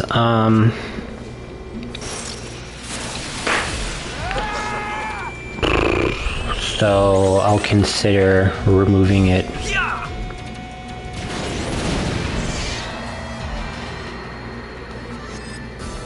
Because at the moment, Nuge, Gipple, and Barreleye lack darkness, and I need that not right now, but eventually. I'll need darkness on my team eventually. That makes sense.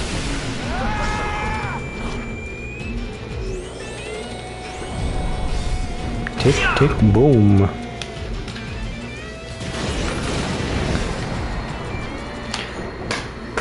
I want to sing the Katy Perry Fireworks song so bad, but I don't want to, because I don't want to get the DMCA'd. 6-6. Alright, there's no big head. So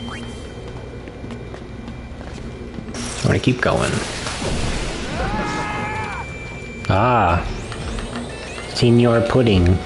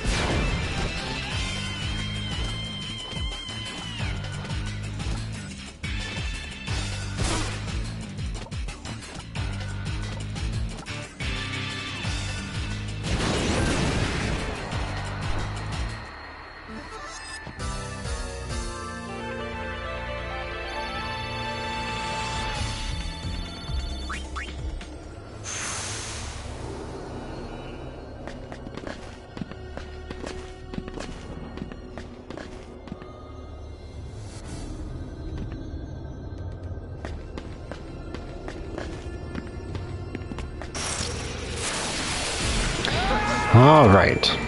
I believe these things drop L-bombs. They kill it. Boom.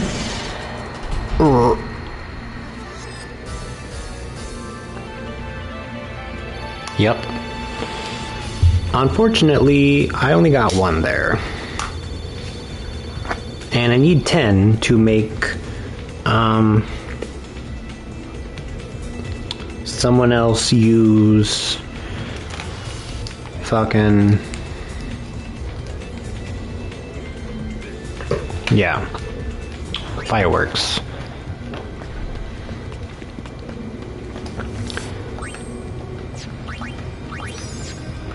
So I'm currently looking that up now on where to get them, and just to kind of make sure that it's not on another object.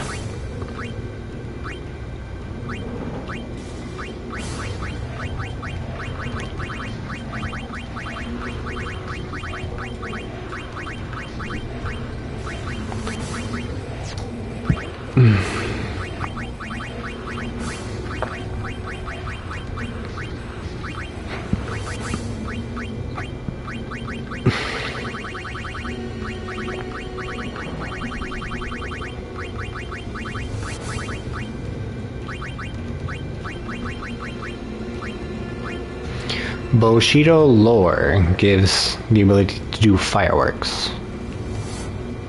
So, and I got 5 of them.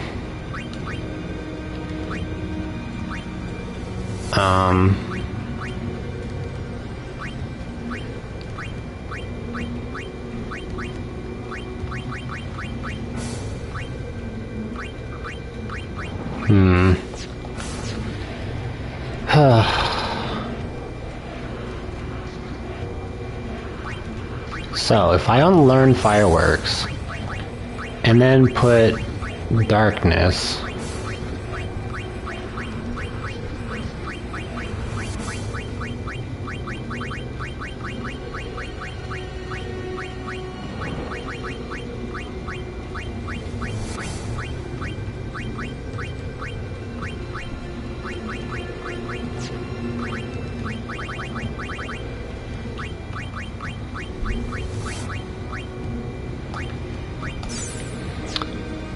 hopefully it will not take his health away because he's using Ragnarok. I would like to think so. If for some reason his health goes down, I might have to put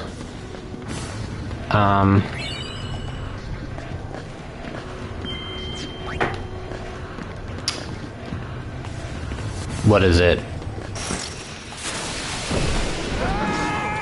Something else back.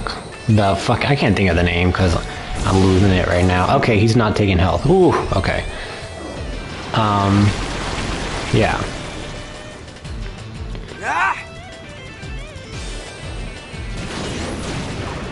Unfortunately, it's dramatically nerfed Gipple by a lot.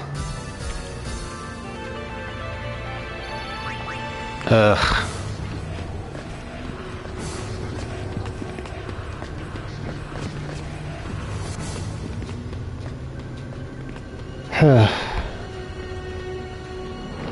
So I might have to put that on there maybe after the... oh shit. The VA Infino.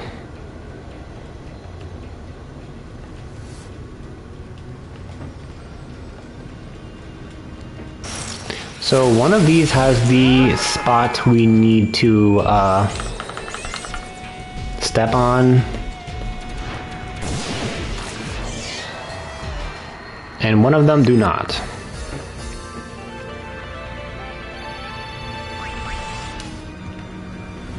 That is not one of them. So don't get stressed out. Just be patient. Wait for the small one to go and do its thing. And just go all the way back here. Or if you're a pussy, just leave and exit.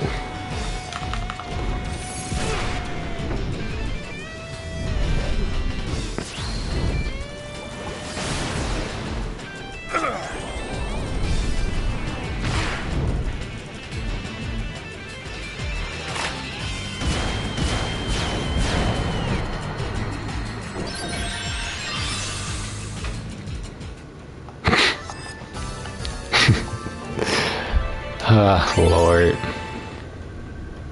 Alright, this is the right one.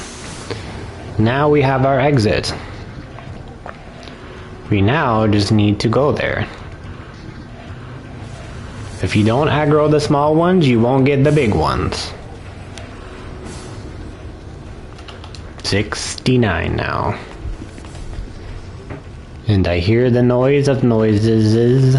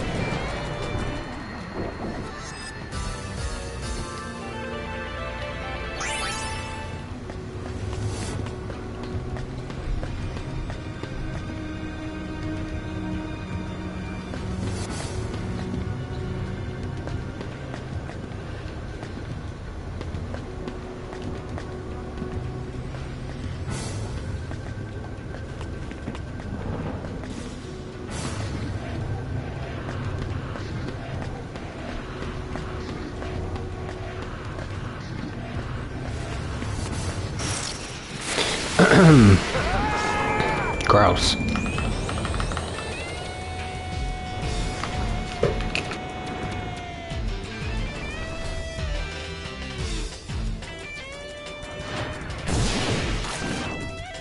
Ah!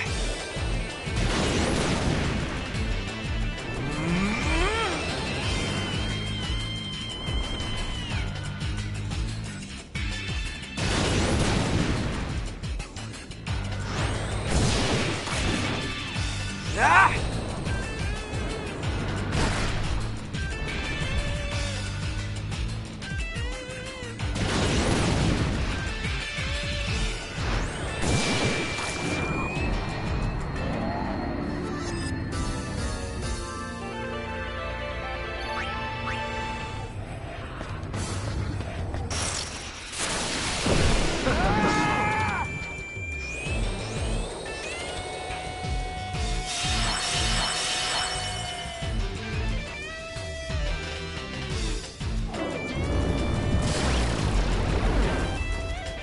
Ah!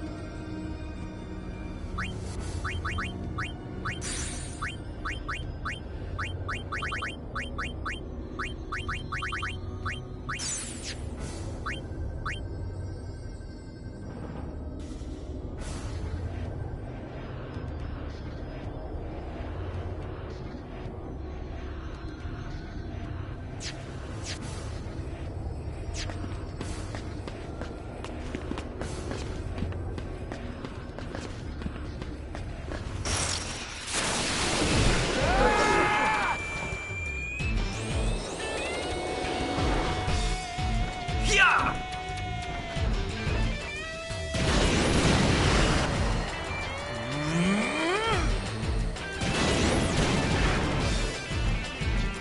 Suffer! Yeah! Oh!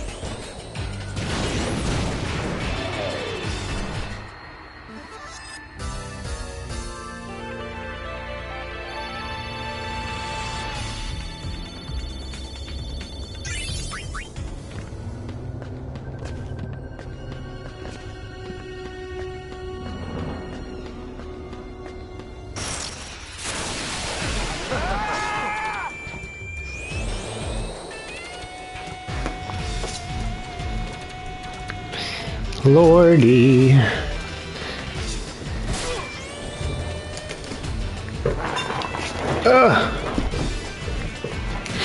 So yeah, I'm gonna give somebody darkness, just not right now.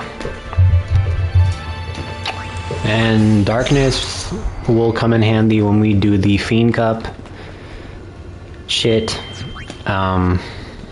After I get another Iron Duke from this place.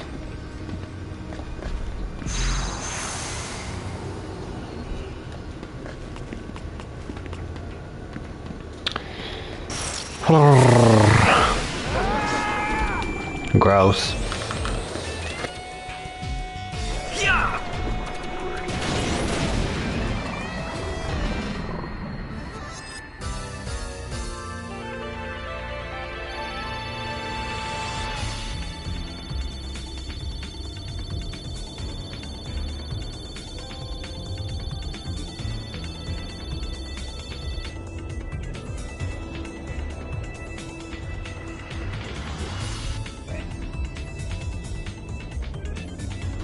Sorry, I'm cutting up my banana.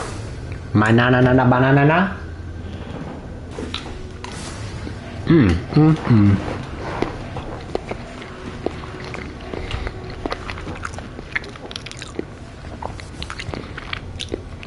I'm gonna slap the shit out of his neck one of these days. Yes.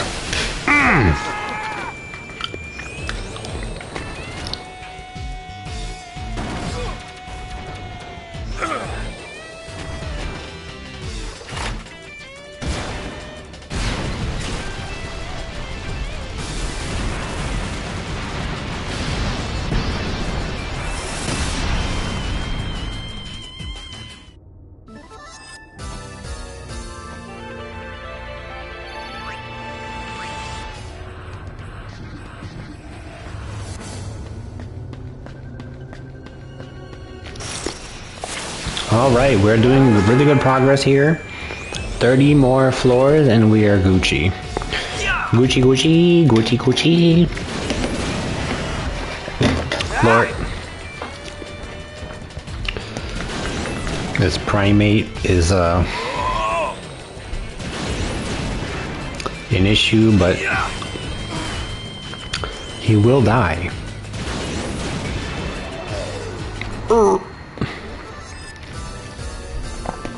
As you can see, fireworks has its limits.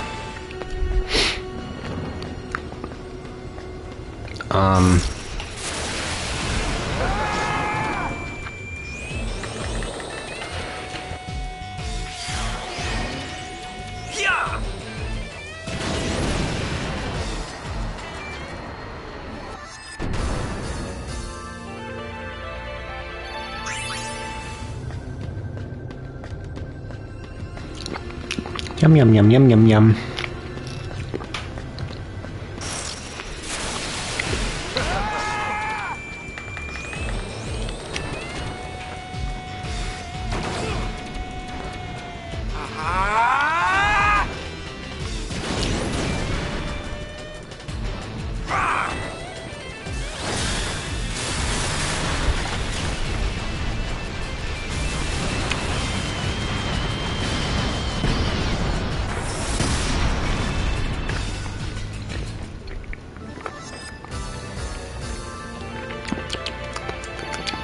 L-bombs! I need those. I could stay here and grind 99 L-bombs because I need them from that fiend. 10 L-bombs is equivalent to fireworks for a fiend.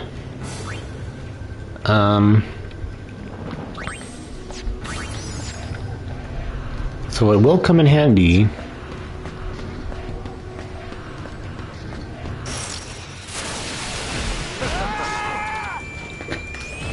Since I get 3 per kill.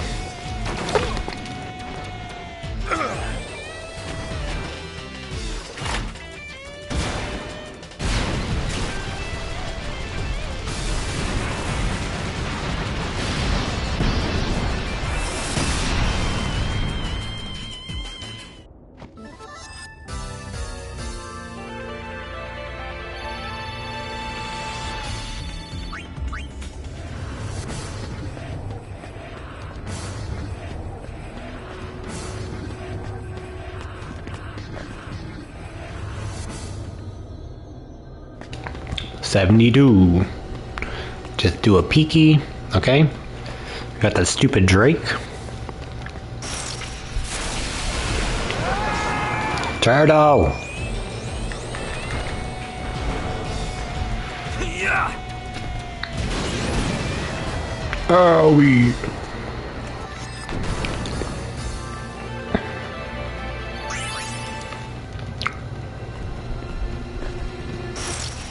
Oh.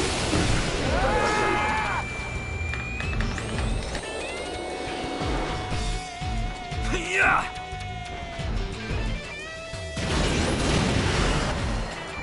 Oh.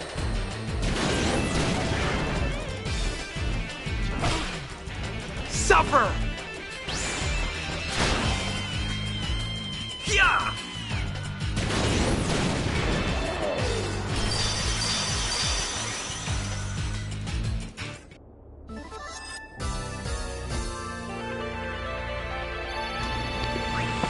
Hey.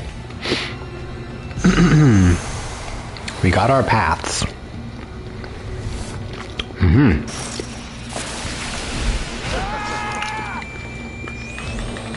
Pop fry.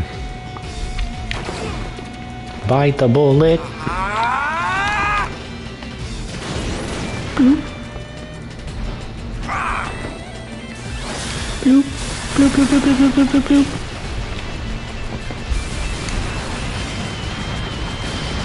So dramatic when it blows up.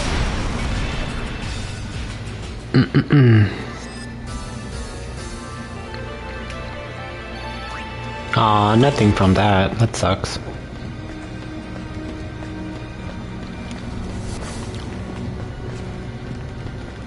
How many bombs do I have now? 13. Not a lot.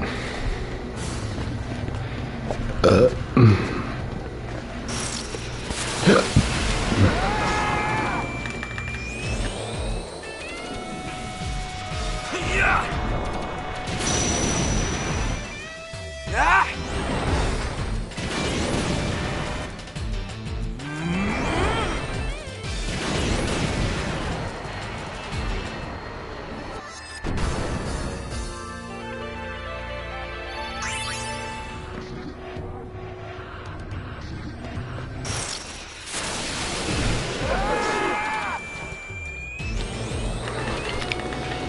Monkey. Yeah.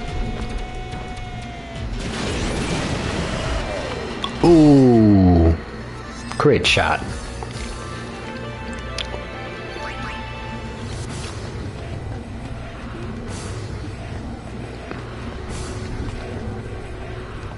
Huh. Oh God.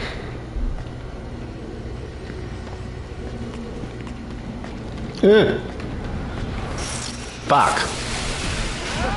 Oh, thank goodness. I was about to fucking throw my fucking damn controller at the fucking wall. I'm doing some fucking fuckity fuck fuck. Fuckity fuck fuck fuck fuck fuck. Oh my God.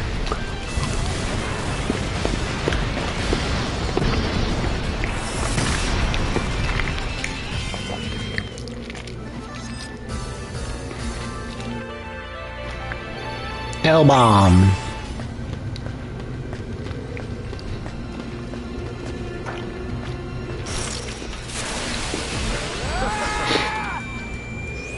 Machina, that is dark colored. It honestly looked kind of cool.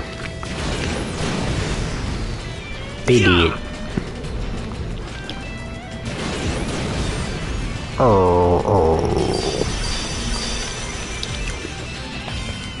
Apparently, those Machina are really good creatures too.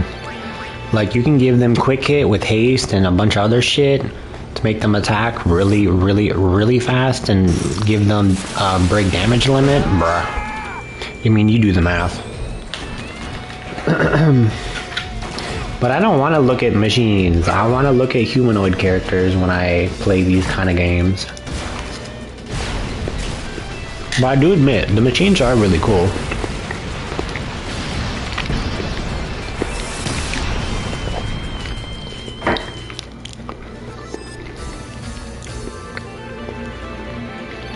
L-bombs.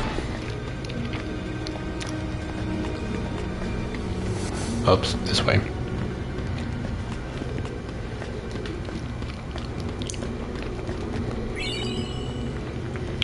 So technically I could stay here and just farm the L-bombs. 99 wouldn't hurt. It'll take some time, but it's a thing.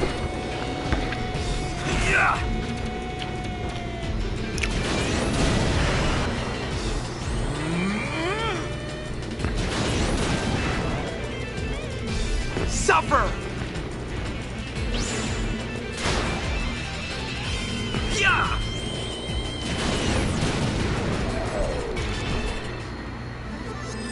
Interesting. I just thought of a build, but it kind of contradicts my current one.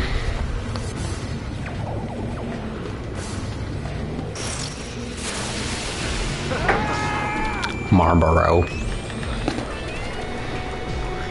Yeah!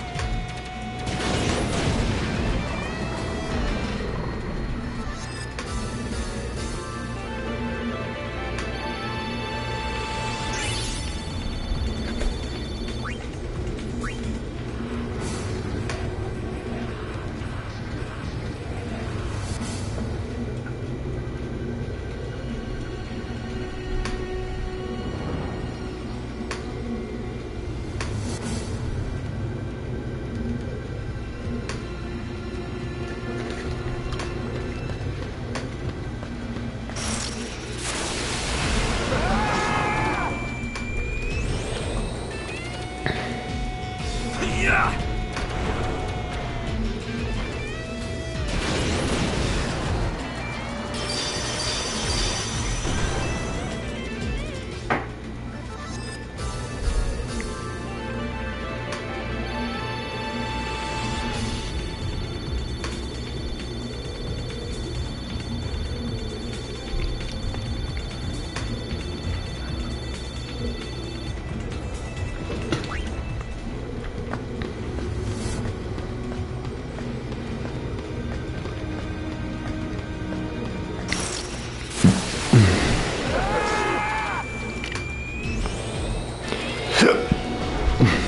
Yeah!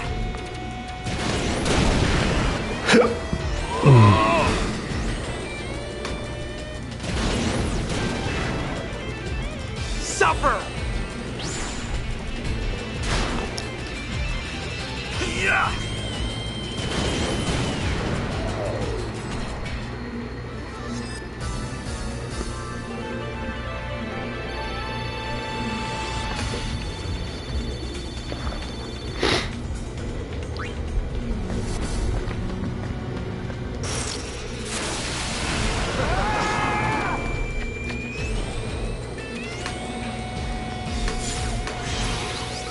Yeah!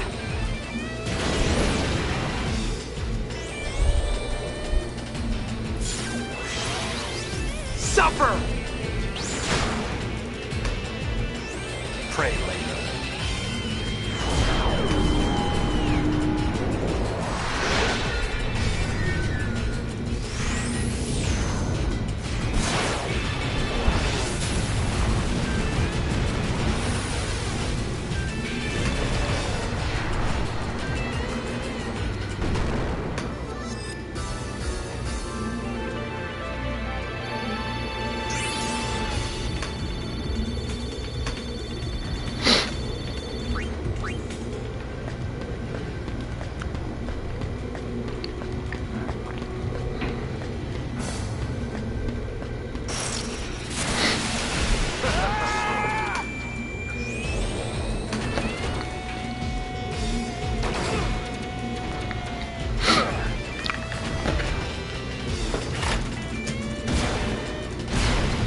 Welcome. Welcome. Thanks for tuning in. I saved a good seat for you. Lurkers, welcome.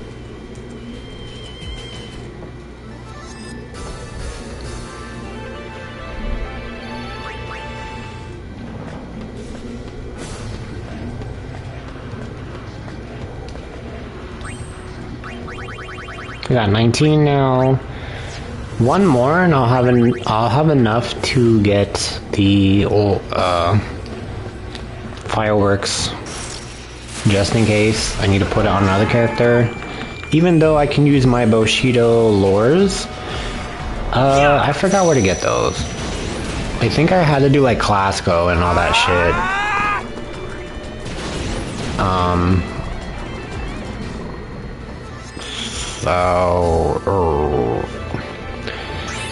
Unless I want to do Classico again, which I could, and get more Bushido lures, that might be the fastest way to get them, so... 74. And I have Gil, so... I could just buy them, if I want to. 5 more. Cloisters, and then... oh, Pop Fry. And then we can move on.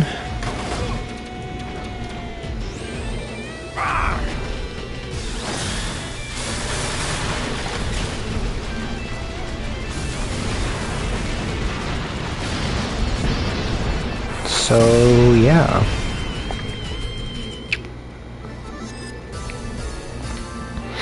We'll keep it moving. Remedy.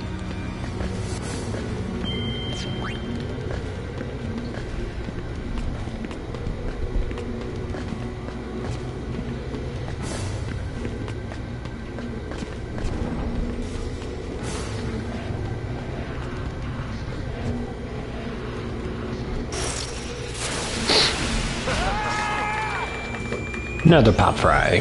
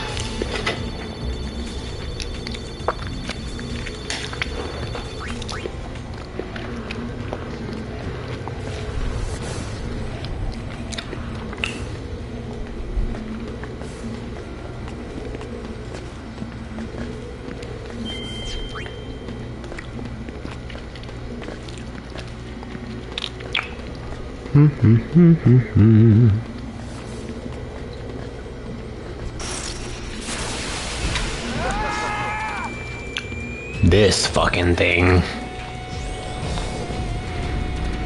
DPS check. Nope. This is why I wanted darkness.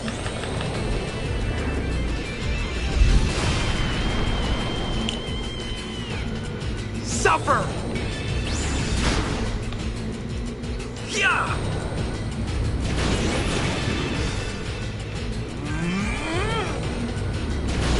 No matter what they do here, it's not enough to do any damage. They do not have the toolkit to do anything. The only thing I can do is put darkness on Barrel Eye.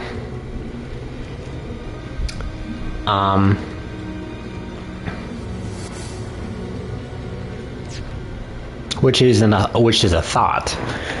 I can also put darkness on Nuge.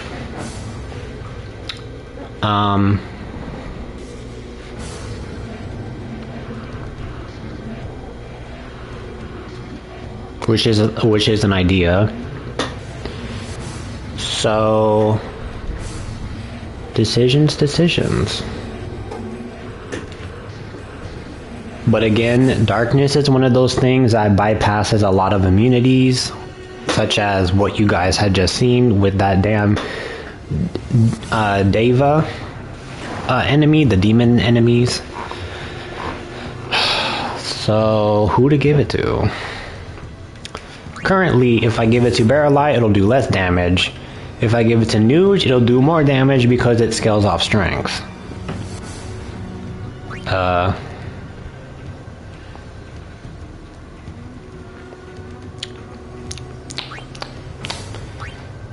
So I guess it's going to Nuge, question mark.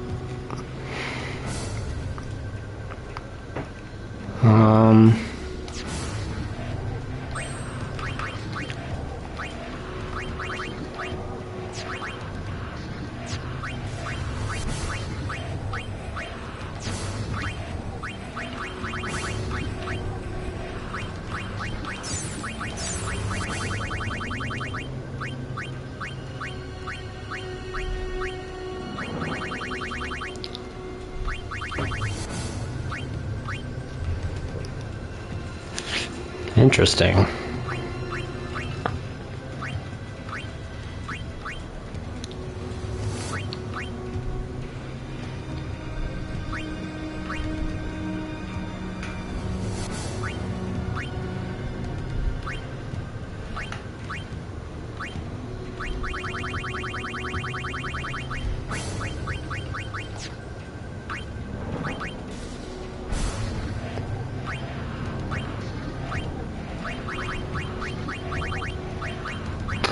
I'm half tempted to do just that.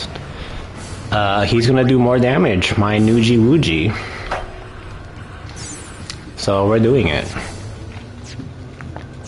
Because I also considered running 2 catnips. But running 2 is very dangerous. For 2 reasons. 1, that character will die. 2, you lose access to that character's abilities. They only can attack. That's it. So if something happens to Gipple, then unfortunately it's going to set him off at a huge disadvantage.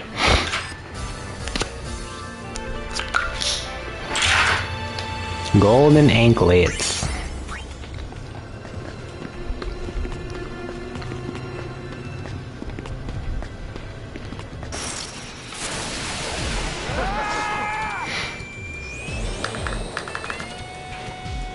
Oh, look at him. How much damage he's gonna do? 2. Aww. He's trying his best. He's so cute. Bloop. Oh.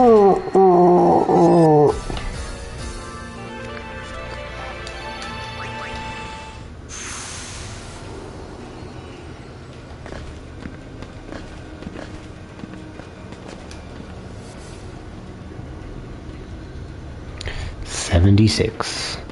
Let's do a quick peeky. Okay, so that's the Tonberry. We don't need to go that way because we can't. We have to go down. Boing. Boing. Boing. Boing. Oh, shit.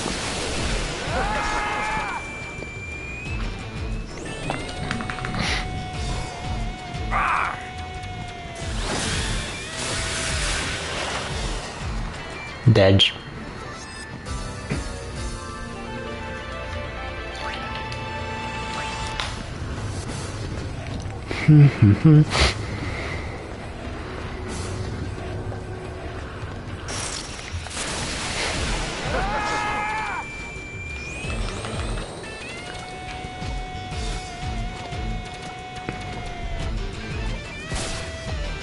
Six damage. Wow.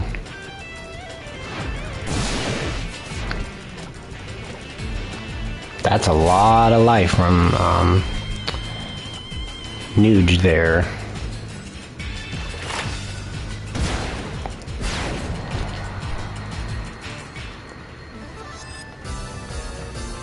And that's very dangerous too.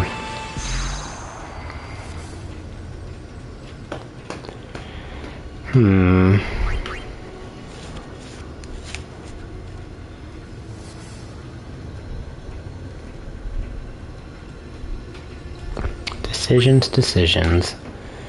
What I could do is this.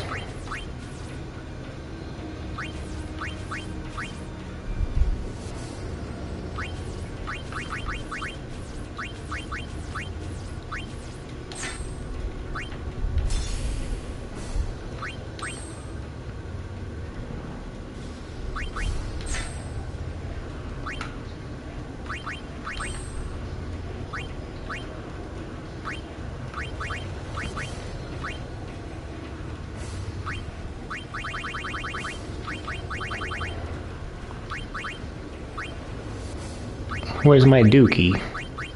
I mean, not Dookie, Ragnarok. There it is.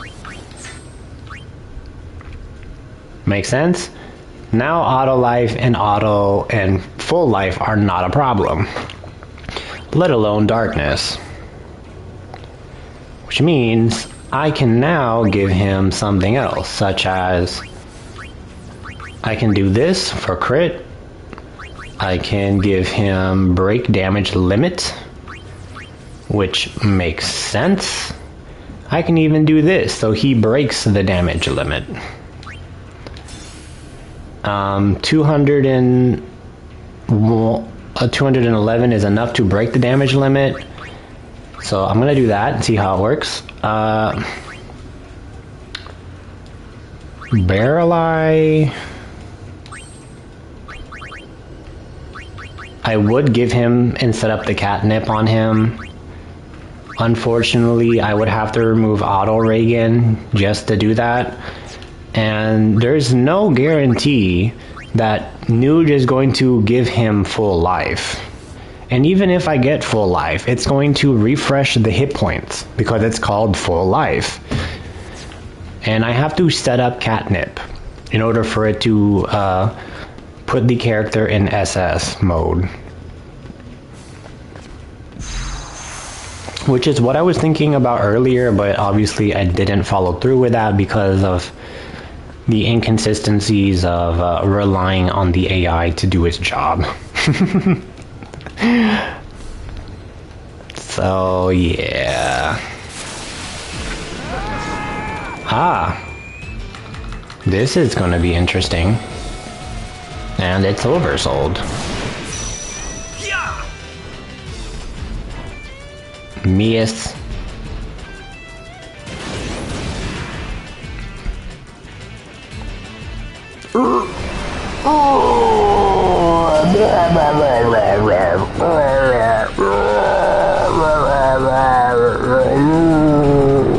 He's so dramatic. He's so dramatic. He's so dramatic.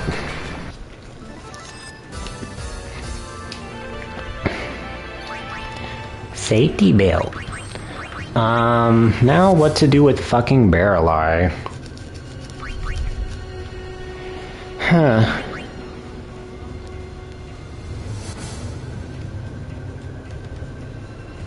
I have no idea. And I still don't.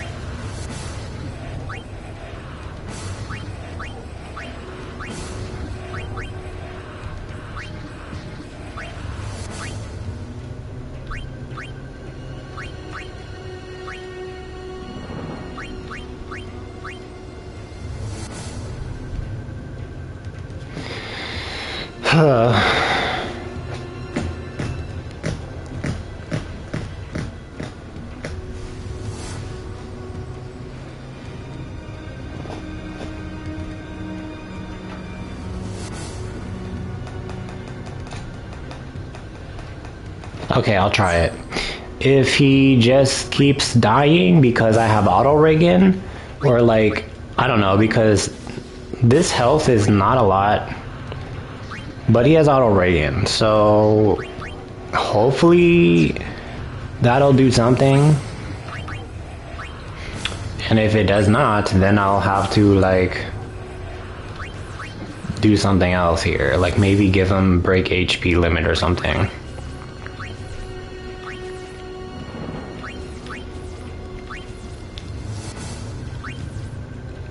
So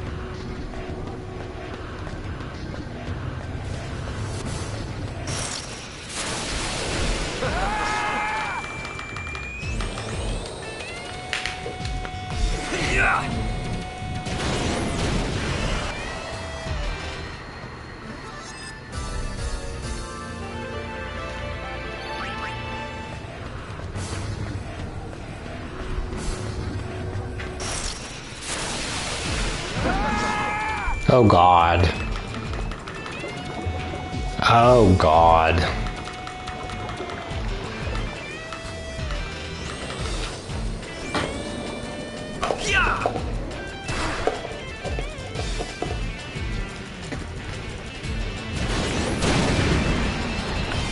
Suffer!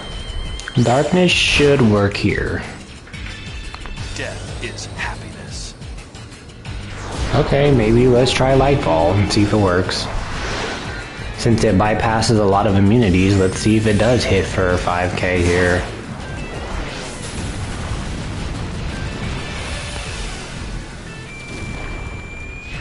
Okay. Bloop.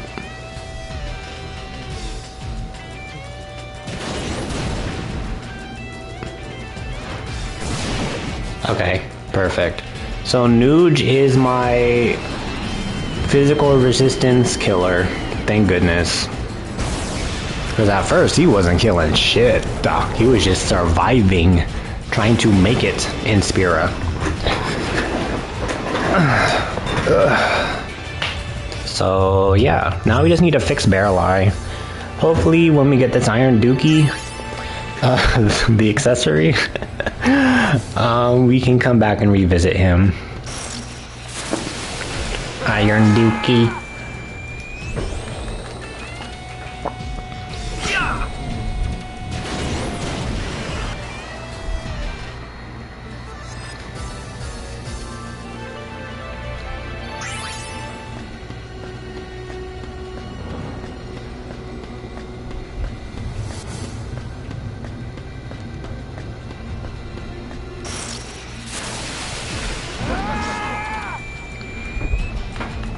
Alright. And once we get past the Via Infino, we can go back and do the Fiend trial. And Gipple is dead.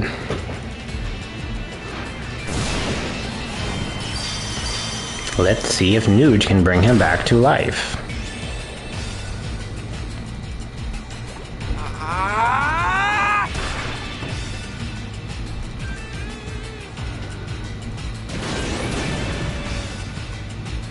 Pray later.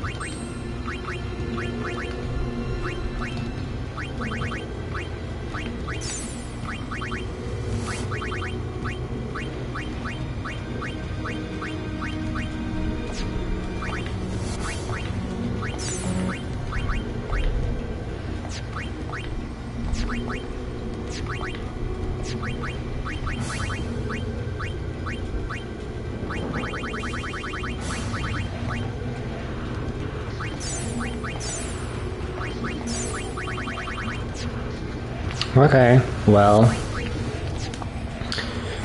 I can probably get his health up at some point, which bypasses the need to use a crystal bangle at this point.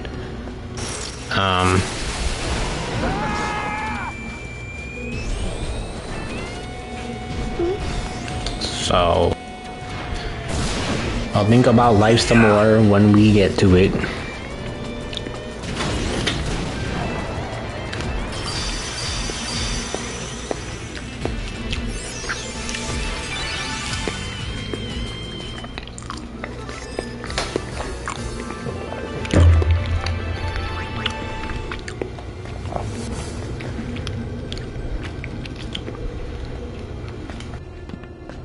$78. 2 more floors to go, and we only need 20 more levels to get to.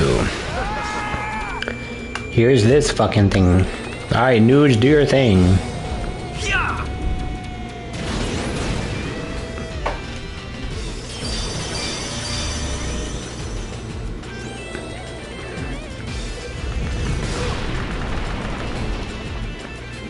Death is happiness. There's Lightfall.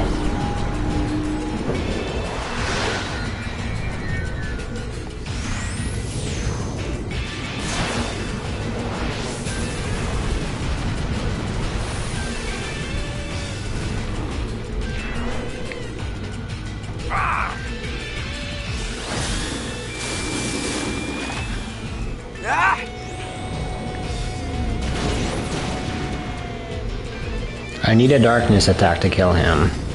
Or another Lightfall.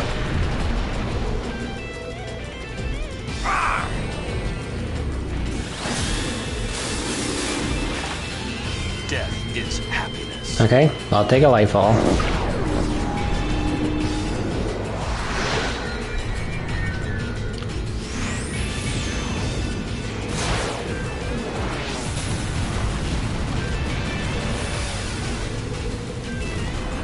Nice.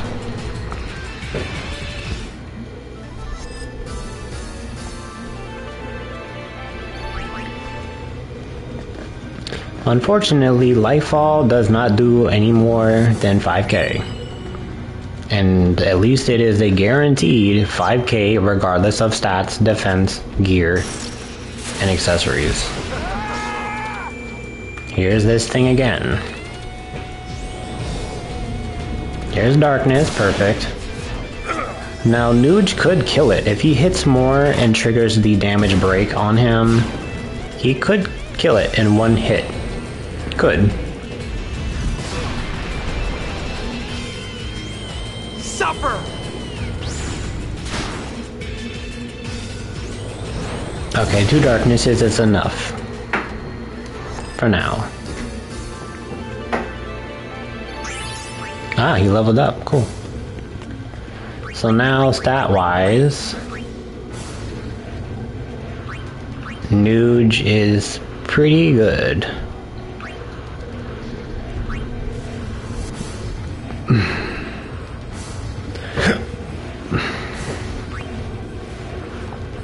Fortunately, Barreleye could be better, because he is our weakest link right now.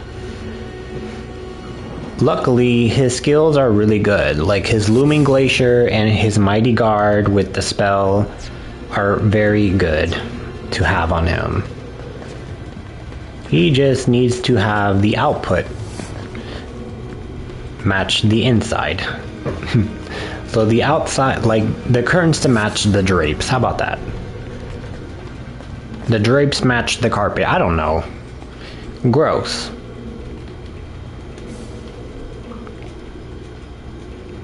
You don't scare me. And that's pretty much all you do in this route. Great.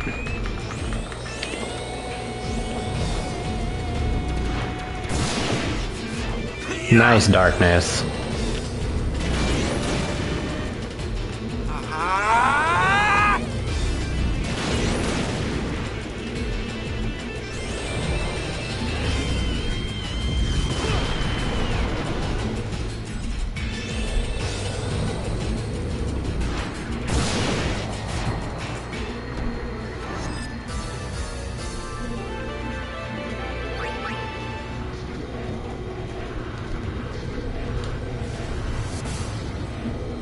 Perfect. Now we are on to boss number 4, which is one of the hardest bosses, if you ask me. I'm actually going to do the fight as intended, and I need to pee, so yeah. So I'm gonna start the fight, keep it on 3 stars, and hopefully that's enough to kill the boss when I come back. If I get a game over, that's that. I'm gonna be right back. BRB. Taking a small break. Be back soon.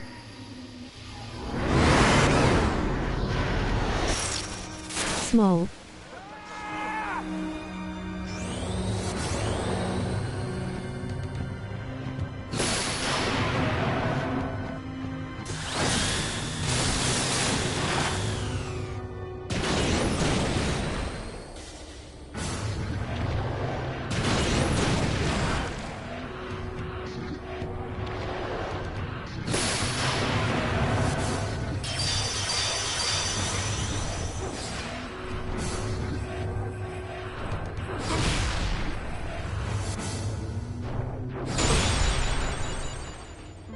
Yikes.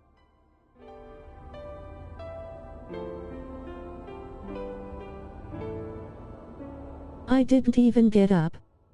Bruh.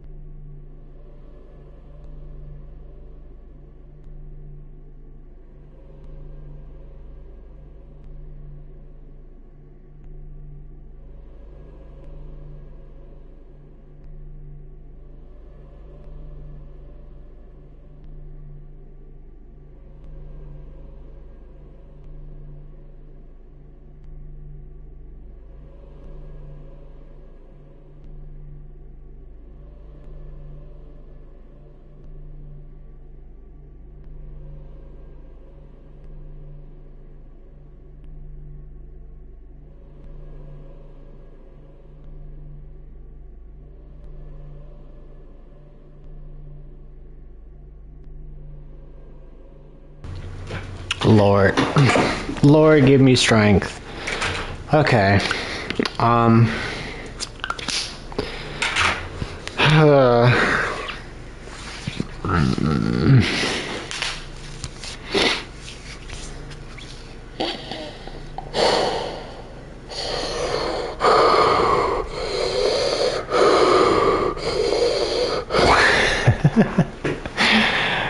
Well,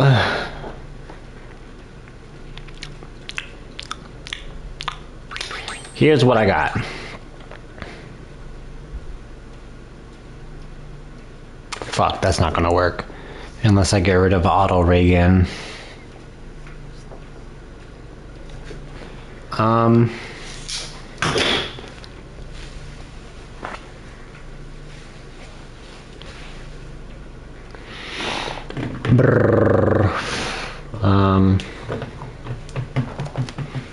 Let me think about life as I put my hair up. Cause this shit is getting serious now. This is getting serious now. Alright. I knew we were going to have an issue with this boss because of Stony Glaze. Obviously, you see that ribbon is available for all of my my Crimson members. Unfortunately, that enemy don't give a fuck. It's going to stone you. So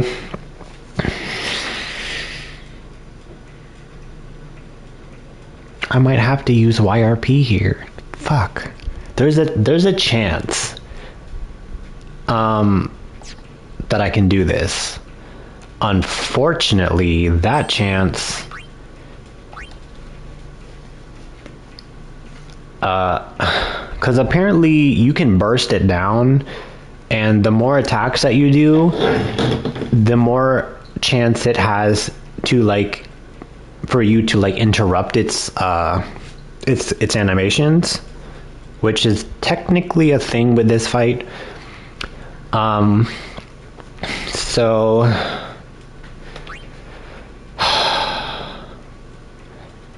I could take auto Reagan off him and then turn him into a damn...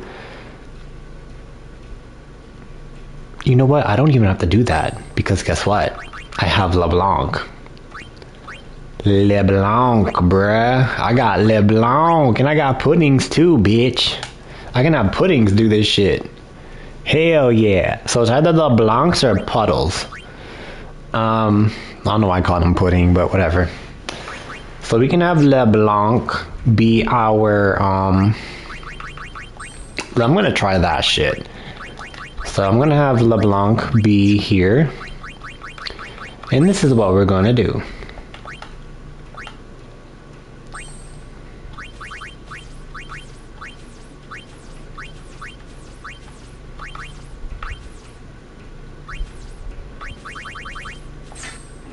Oops, not that one. I need quick hit.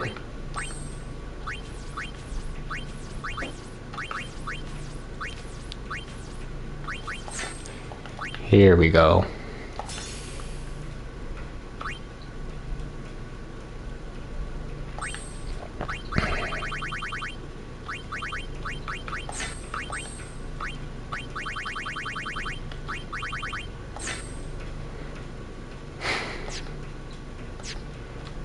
So I'm gonna do a quick save, because that way I don't have to gut barrel I can use fucking LeBlanc. Now, there is a chance that this will not go my way at all, because all that thing fucking has to do is cast Stony Gaze on LeBlanc, and it just jeopardizes this whole fucking bullshit. So let's see if we can beat it to the punch. Literally. Alright. Skip this lovey-dovey poo-poo caca. Let's get to it. We are going with all 5 stars. We are rushing up for this, and boom. Stony Glaze on Nuge, we are interrupting it. As you can see, it is working. LeBlanc is doing her thing. And there goes that idea.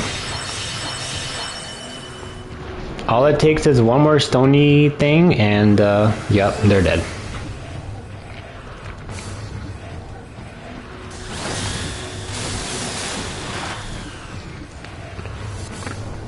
So we do not want a stony glare from this thing. Gipple has to pull out all the stops here. Unfortunately, his damage alone is enough to do some serious hurt. But it'll take some time for it to really kill it. So... oh god, here we go.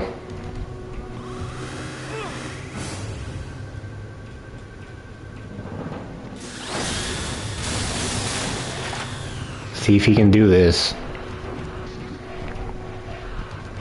Let's see if Gipple can do this.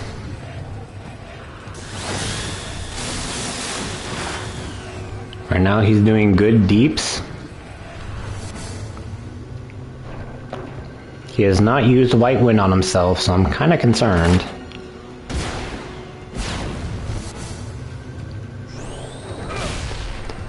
And there's that.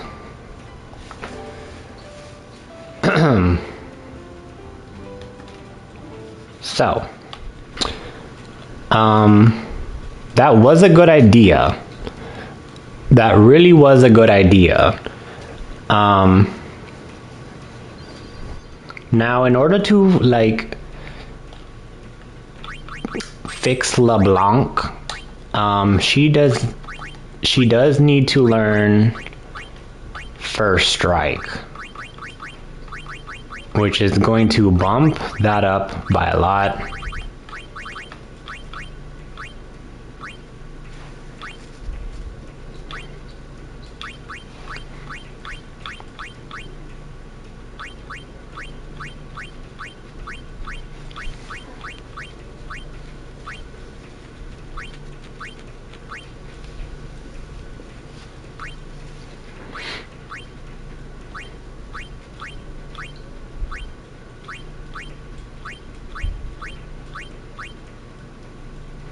Even if I give her this, it's not going to really do much.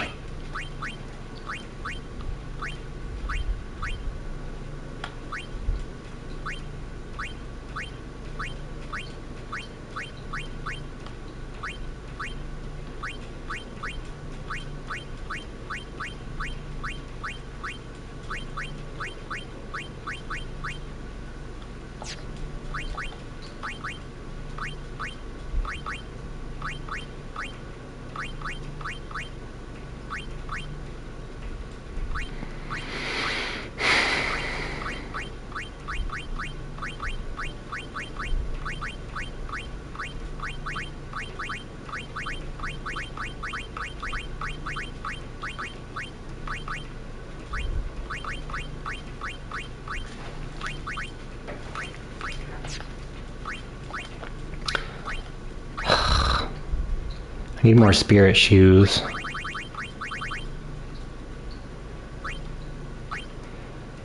Which I don't have.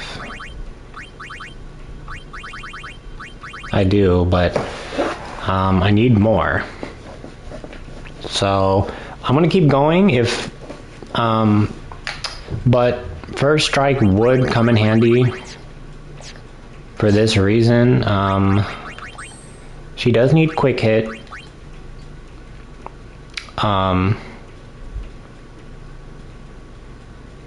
So there's nothing I can do here to literally bump this up. Unfortunately. To the point where... hold on, I need to put that back there. It's going to make or break this opportunity. And I mean, I could give them Isuna, but you never know with these dudes if they're going to use it on themselves or not.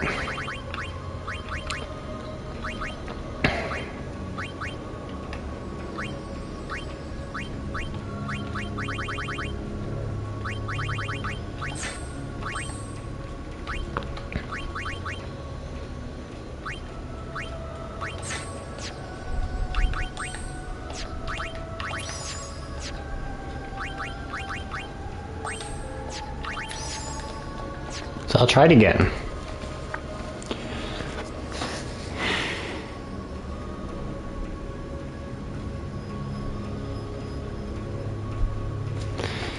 And honestly,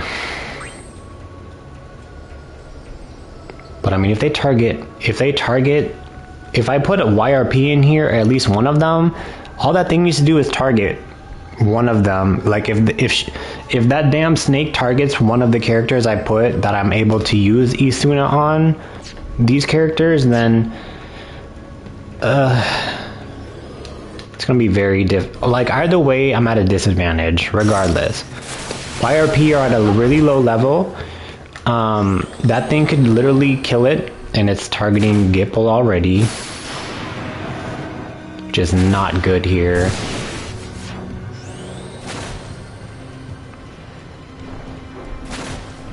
The only thing that could come good from this is if that thing just attacks Nuge and not LeBlanc. Here's Stony Glare. Yep, Nuge is done.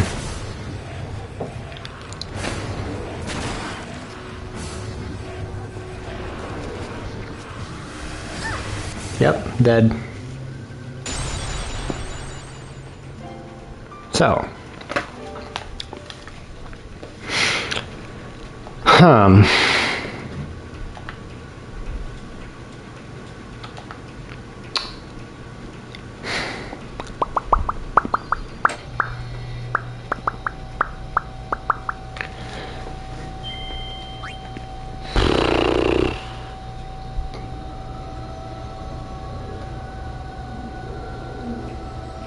what I might have to do is, with Nuge, take off the Oddament and give him something like a Speed Bracer or something.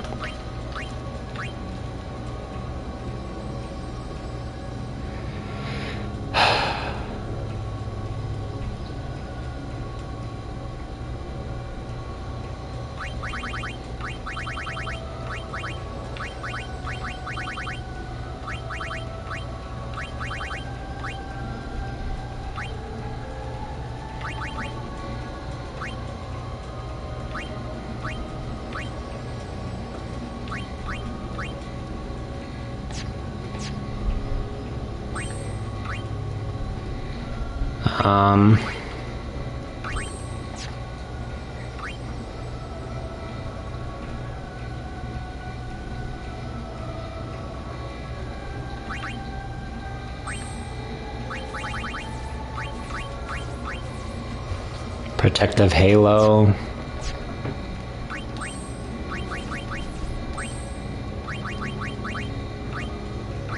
There's no guarantee that he will use it. And if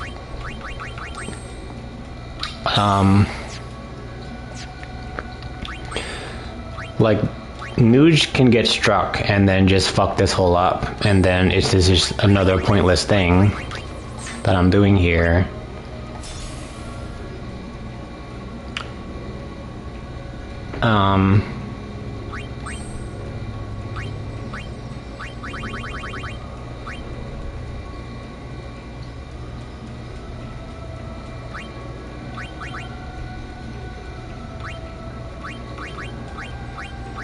He does have auto haste.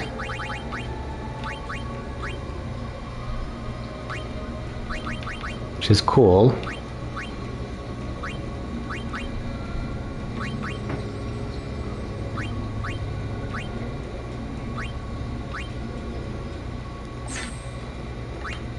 I'll try that. Again, there's no guarantee that this Nuge is going to use Isuna on, let's say, if it hits Gipple or LeBlanc. So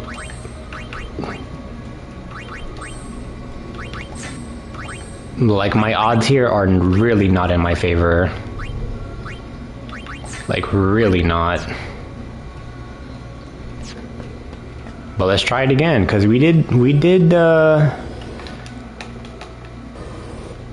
do stuff.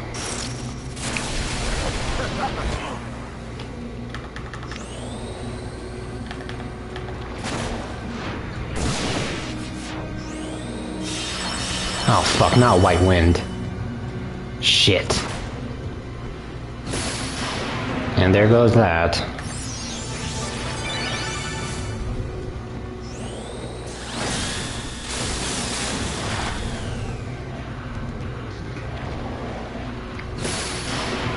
Yep. What'd I tell you? Nuge.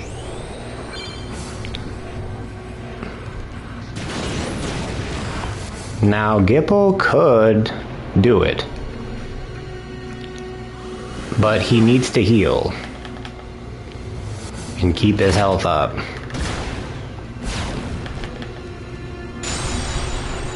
But these odds are not good now.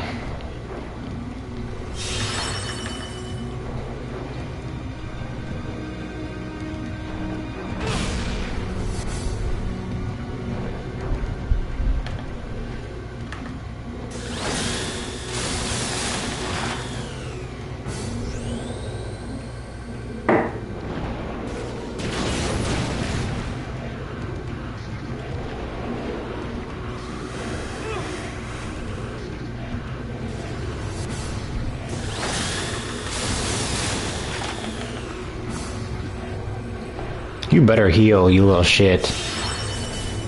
Okay.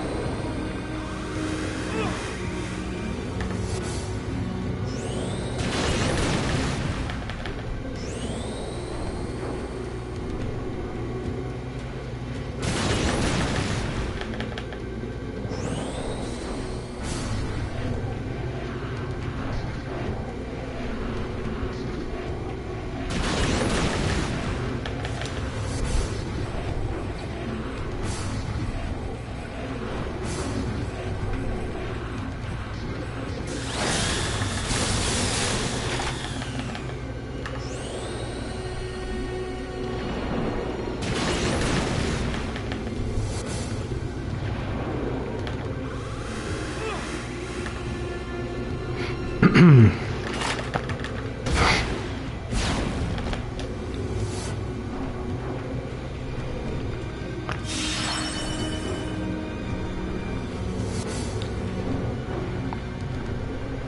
I am locked in this fight. Because he's doing such a good job right now.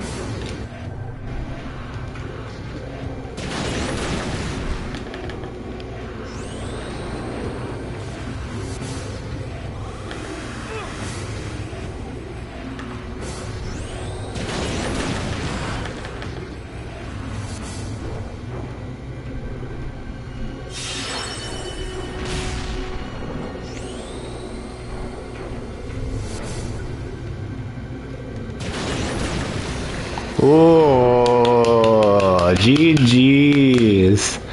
Holy shit. Wow. Oh, no, you killed my bitch. Oh, I hate you. Now I'm maidenless.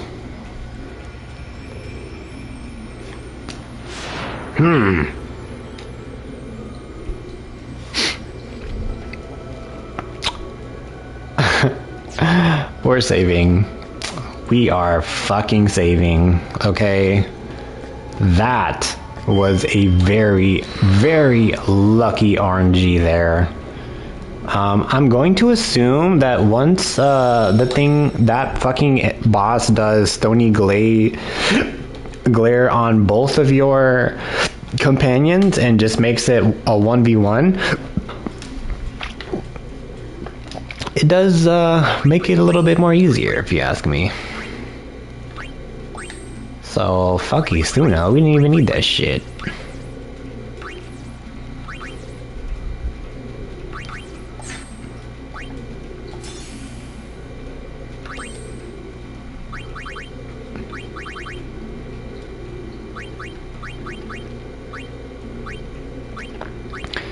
But, oh my god, that was such a good fight there, like,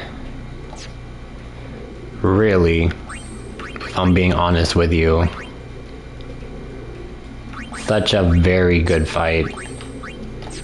And I'm kind of glad I got that recorded, because, that was crazy. Seriously. Obviously, that fight in itself, you're supposed to burst it down to where you interrupt its attacks, especially its attack pattern, to where if you see it about to cast something, you do like trigger happy or some sort of attack, so it'll kind of like cancel out of it.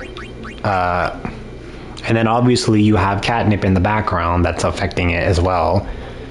And then, you have a healer on standby, or an additional like trigger happy with a remedy or a soft on standby, just to make things easier for the fight. And then that's how you do the fight, through, and shit like that.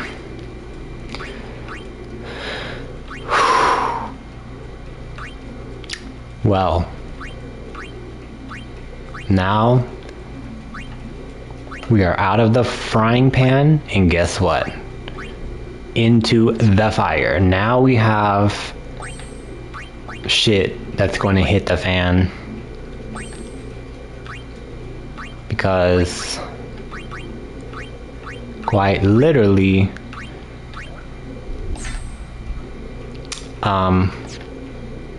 shit's about to go down. Like, literally. So now I need to be on my A game during this segment, especially this far into the video, because we're 3 hours and 30 minutes into the video. So all the juicy content starts now, honestly. Juicy content.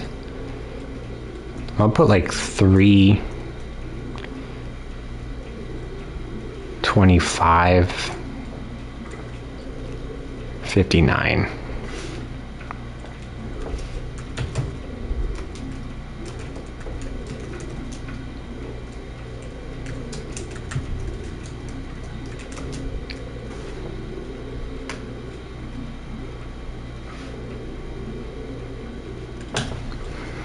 And I spelled juicy wrong, but I could care less. 3 hours 25 minutes and 59 seconds. Juicy.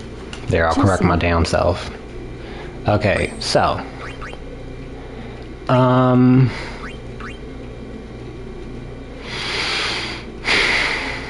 Bearlight's gonna die.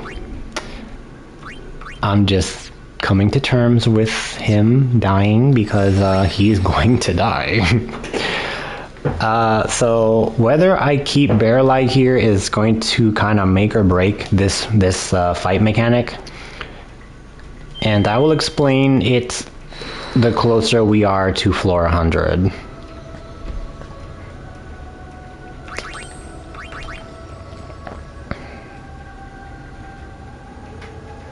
Unfortunately, Bearlight does not have auto haste. Interesting.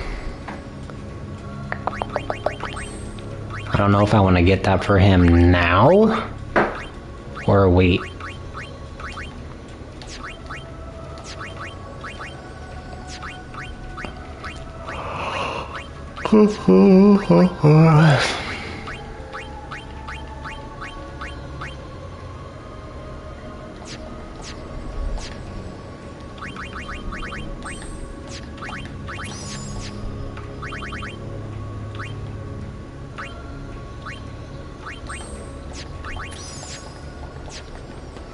Okay, let's keep going.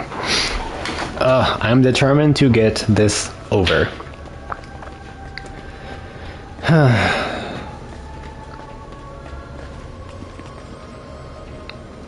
Unit didn't want to go down in the hole. And I see why.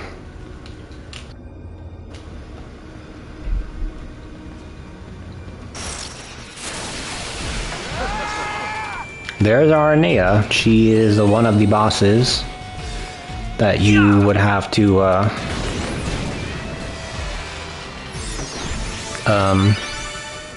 what's the word? Oversoul. Excuse me, getting sleepy.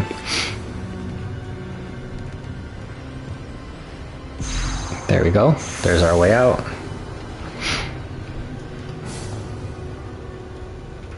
So don't pussy out because these things are just to distract you. This room is very easy. It is an easy map because everything is close.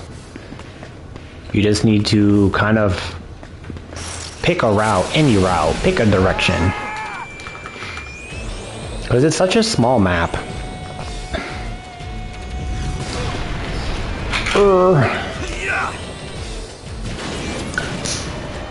Lower.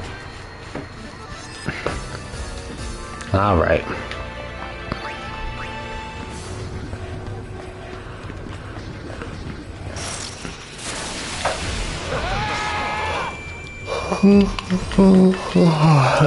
And I'm getting sleepy only because like I have not been sleeping because I've been grinding these videos literally every day and doing at least maybe 3 to 5 streams a day. So yeah, I'm pretty much fatigued at this point. In a good way. But 10 and 10-2 are my favorite games, so more so with 10-2 stuff.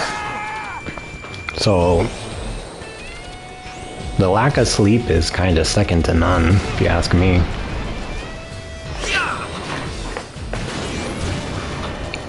Fireworks.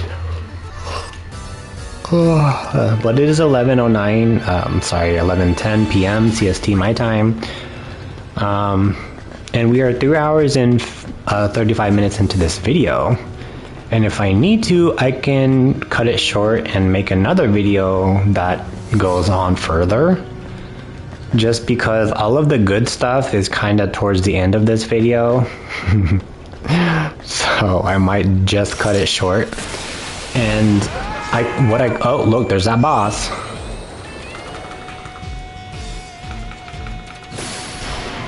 And I'm gonna leave because this bitch could end my run.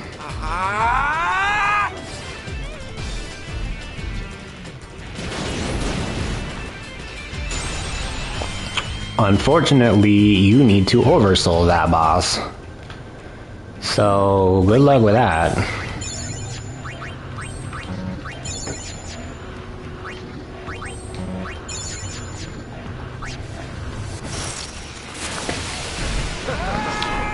And there's that beast that I've avoided. Yeah, everything from floor 80 and higher just, shit's about to hit the fan. If it's not already, like... Suffer! Right now, his attacks are not connecting, but this is also a run killer. That one beast right here. He can literally kill your run. Let alone equivalent to a game over. Luckily, catnip kind of takes care of it, so if you rely on it up to this point, then keep relying on it. It'll kind of carry you through the difficulties. We have this fucking thing.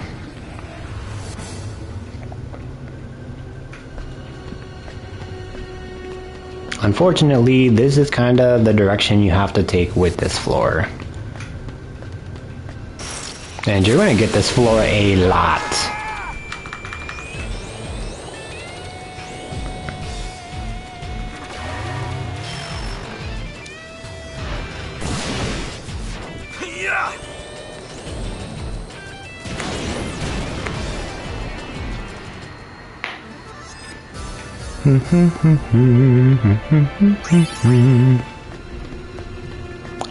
I was thinking about doing majority of these floors off stream and just getting to floor 100 by the next stream.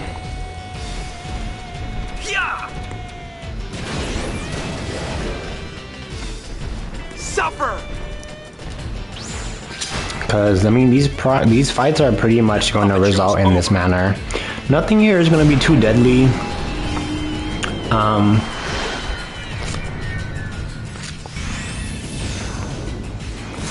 But yeah, we did do majority of them the annoying content, which was that boss, the snakety snake bitch, or the fiend.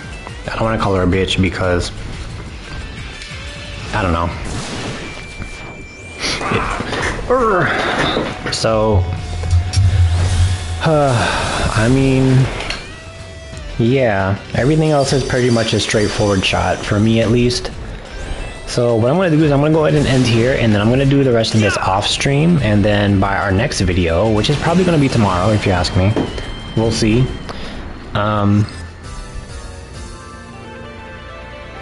Yeah, I'm going to prepare for tomorrow's video.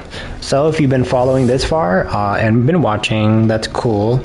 Congratulations. I hope you've been enjoying this video as well as watching me kind of suffer. And here we go again. We're gonna leave. Go ahead, kill Nuge. That's fine. I am not fighting this boss. This is too risky. Suffer! Bitch.